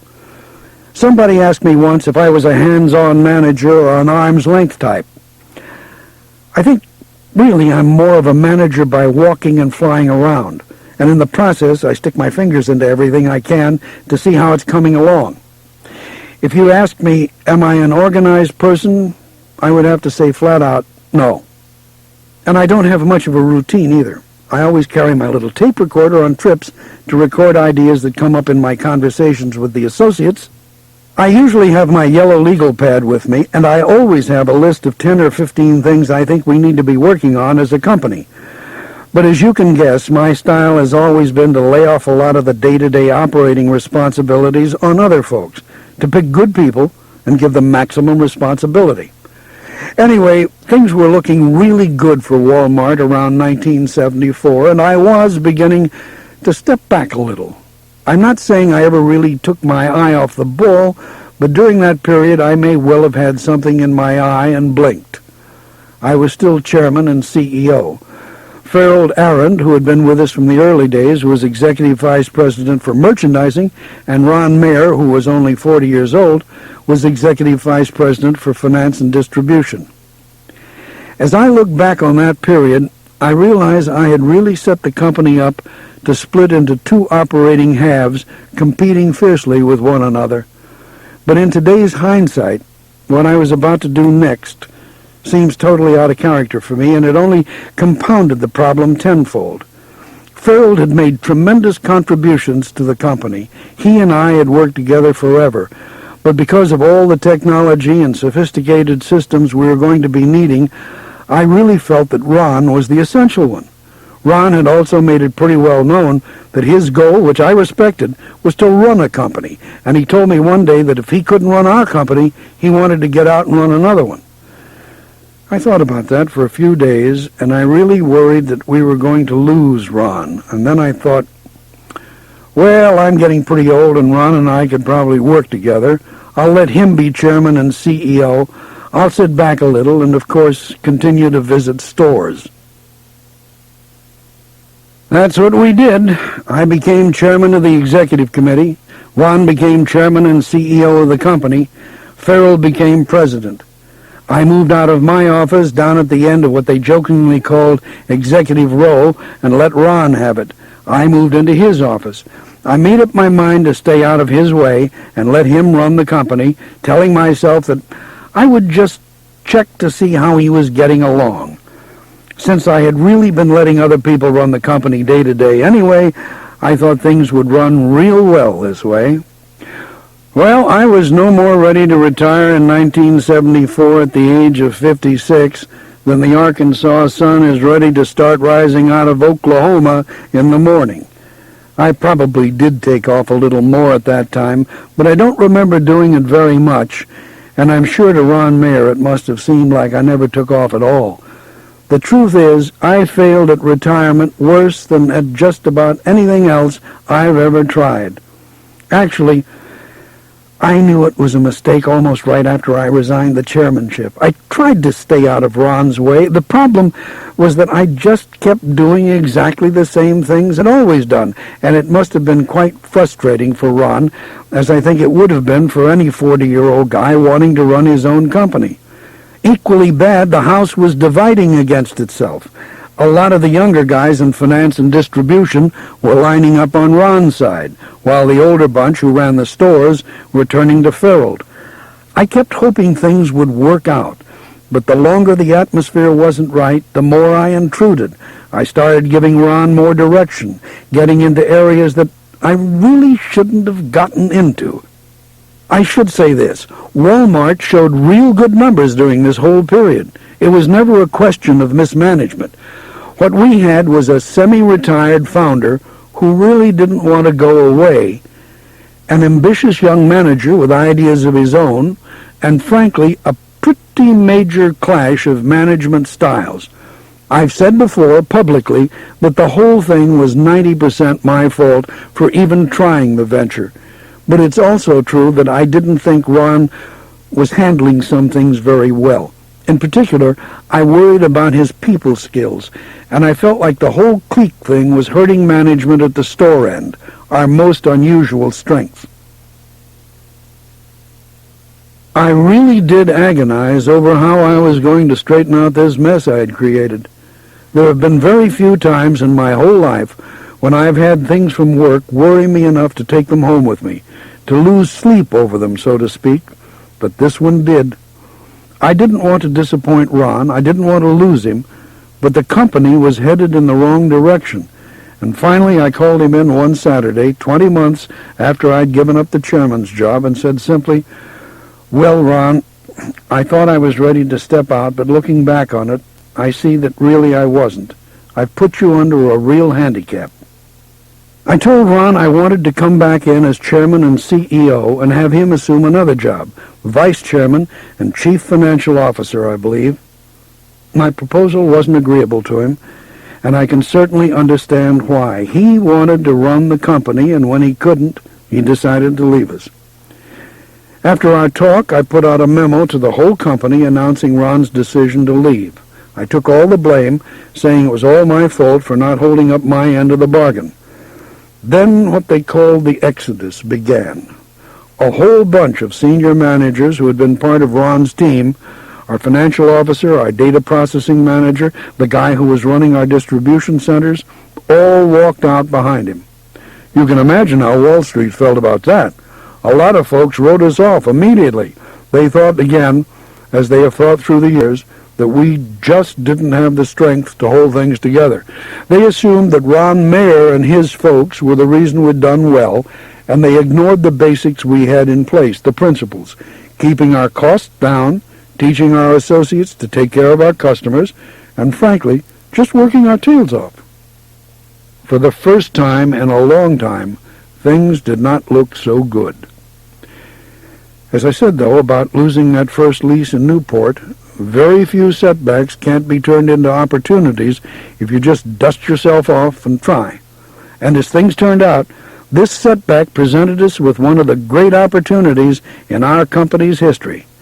Ever since David Glass and I had met at that awful Walmart opening in Harrison, Arkansas, I had been trying to somehow get him to come work for us. He was a big deal at this discount drug chain up in Springfield, and I was just convinced he was one of the great retail talents I had met. For some time I had been after Ron Mayer to hire David, and he wouldn't do it. So when Ron left, David was the first person I went to see, and I finally talked him into coming to Walmart. I'm not saying that with David and Jack Shoemaker as executive vice presidents, David for finance and distribution, and Jack for operations and merchandise, we didn't still have some turf fighting between the two sides of the company. But man, we had as much retail talent and firepower together under one roof as any company could handle. Those two guys are completely different in personality, but they are both just whip smart, and with us up against it like we were, everybody had to head in the same direction. Once again, Walmart proved everybody wrong, and we just blew the doors off our previous performances. David came on and made tremendous contributions immediately. Ron Mayer may have been the architect of our original distribution systems, but David Glass, frankly, was much better than Ron had been at distribution, and that was one of the big areas of expertise I had been afraid of losing. David also was much better at fine-tuning and honing our accounting systems, and he, along with Jack, was a great advocate for much of the high technology that keeps us working and growing today. David made us a stronger company internally almost immediately. Not only did he turn out to be a great chief financial officer, he proved to be a great talent with people as well, all of which led to him eventually becoming a great CEO for us. It turned out that this new team was even more talented, more suited for the job at hand than the previous one that Wall Street put so much store in as they walked out the door. And incidentally, Helen showed some of the old Robson shrewdness for investment instinct in the midst of all this. When the stock got down so low, she took some of her own money and bought up a bunch for herself and our grandchildren. By now, it's probably clear to you that I've devoted most of my life to Walmart, starting it, growing it, refining the concept. I've had a really good life. It's been full and fun and challenging and rewarding beyond even my sometimes wild expectations. All that has begun to wind down for me, though. I'm really sick these days, and I guess when you get older and you're in the condition I'm in, you naturally turn just a little bit philosophical, especially late at night when you can't sleep, and your mind is turning everything over and over, trying to take stock of where you've been and what you've done. The truth is that if I hadn't gotten sick, I doubt I ever would have told this story or taken the time to try and sort it all out. Temperamentally, I'm much too biased towards action to undertake such a sedentary project. But since I did, I'm going to go all the way and try to share with you how I feel about some things that seem important to me. This will sound really strange to people who know me well, but lately I've wondered if I should feel bad about having been so wholly committed to Walmart. Was it really worth all the time I spent away from my family? Should I have driven my partner so hard all these years? Am I leaving something behind that I can be really proud of? Or does it lack meaning now that I face the ultimate challenge? Here's how I look at it. My life has been a trade-off. If I wanted to reach the goals I set for myself, which were always very high, I had to get at it and stay at it every day. I had to think about it all the time. But again, in the larger sense, the life and death sense, did I make the right choices? Well, I've thought about this a lot, and if I had the choices to make all over again, I've decided they would be just about the same. The thing is, I am absolutely convinced that the only way we can improve one another's quality of life while we're here on this earth, which is something very real to those of us who grew up in the Depression, is through what we call free enterprise, when it's practiced correctly and morally. And I really believe there haven't been many companies that have done that as well as we have at Walmart. It's not often that a company has done the things we've done in the way of improving the lives, the standard of living of our customers, for whom we've saved billions of dollars. The same goes for our associates with whom we've been able to share profits, and many of whom also have invested in our stock and ridden right along up with it over the years. Also, I think associates who believe in our ideals have gotten some real spiritual satisfaction, in the psychological, not the religious sense, out of their experience. They learn to stand up tall and look people in the eye and speak to them, and they feel better about themselves. And once they start gaining confidence, there's no reason why they can't just keep on improving themselves if they really want to. So I am just awfully proud of the whole deal, and I feel good about how I chose to expend my energies in this life. I know one thing for sure. We certainly changed retailing. I'll tell you this, those companies out there that aren't thinking about the customer and focusing on the customer's interests are just going to get lost in the shuffle if they haven't already. The greedy ones are just going to be left in the dust. Well, now it's time for me to forget about all that's past and think about what I want the legacy of Walmart to be. I'd like to believe that as Walmart continues to thrive and grow, it can really come to live up to what someone once called us, the lighthouse of the Ozarks.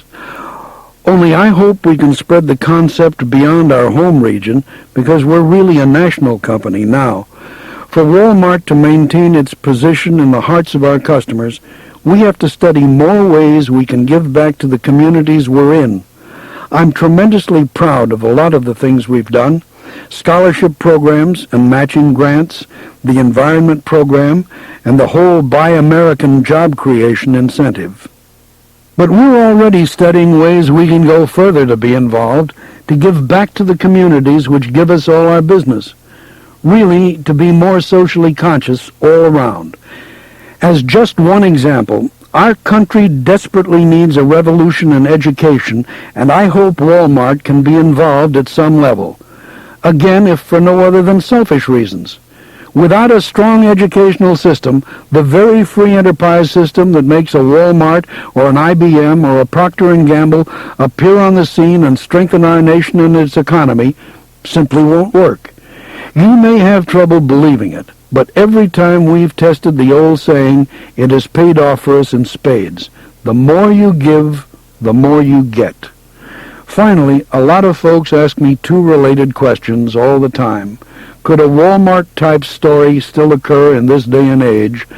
And if I were a young man or woman starting out today with the same sorts of talents and energies and aspirations that I had 50 years ago, what would I do? The answer to the first one is, of course it could happen again. Somewhere out there right now there's somebody, probably hundreds of thousands of somebodies really, with plenty good enough ideas to take it all the way. The only question really is, does that somebody, do those many somebodies, want it badly enough to do what it takes to get there?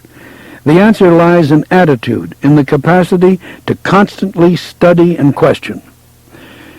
The second question is a little tougher. I don't know exactly what I would do today, but I feel pretty sure I would be selling something, and I expect at the retail level, where I could relate directly to customers off the street. I think I'd study the retail field today and go into the business that offered the most promise for the least amount of money. Probably some kind of specialty retail, something to do with computers maybe, something like the Gap, even the Body Shop.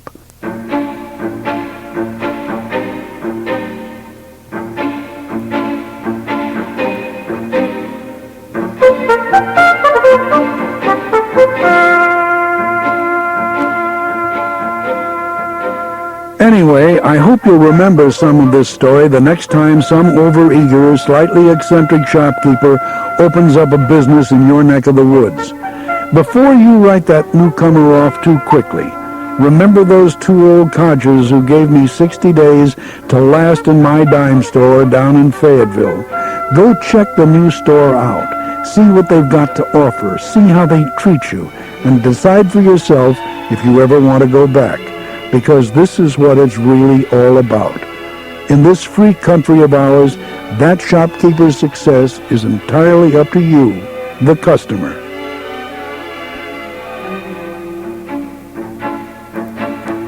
Those of you that have believed back in the 74s and the 73s and 78s have been well repaid for your confidence.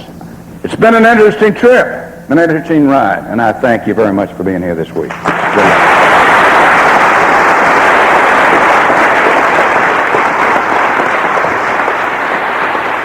We hope you have enjoyed this double-day production of Sam Walton, Made in America, by Sam Walton with John Huey. This program was read by Kevin O'Morrison, produced by David Rapkin, and directed by Steve Gomer. Sam Walton, Made in America, is a production of Bantam Audio Publishing. Copyright 1992, all rights reserved.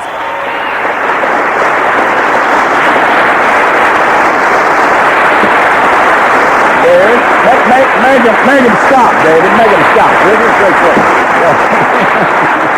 That's good.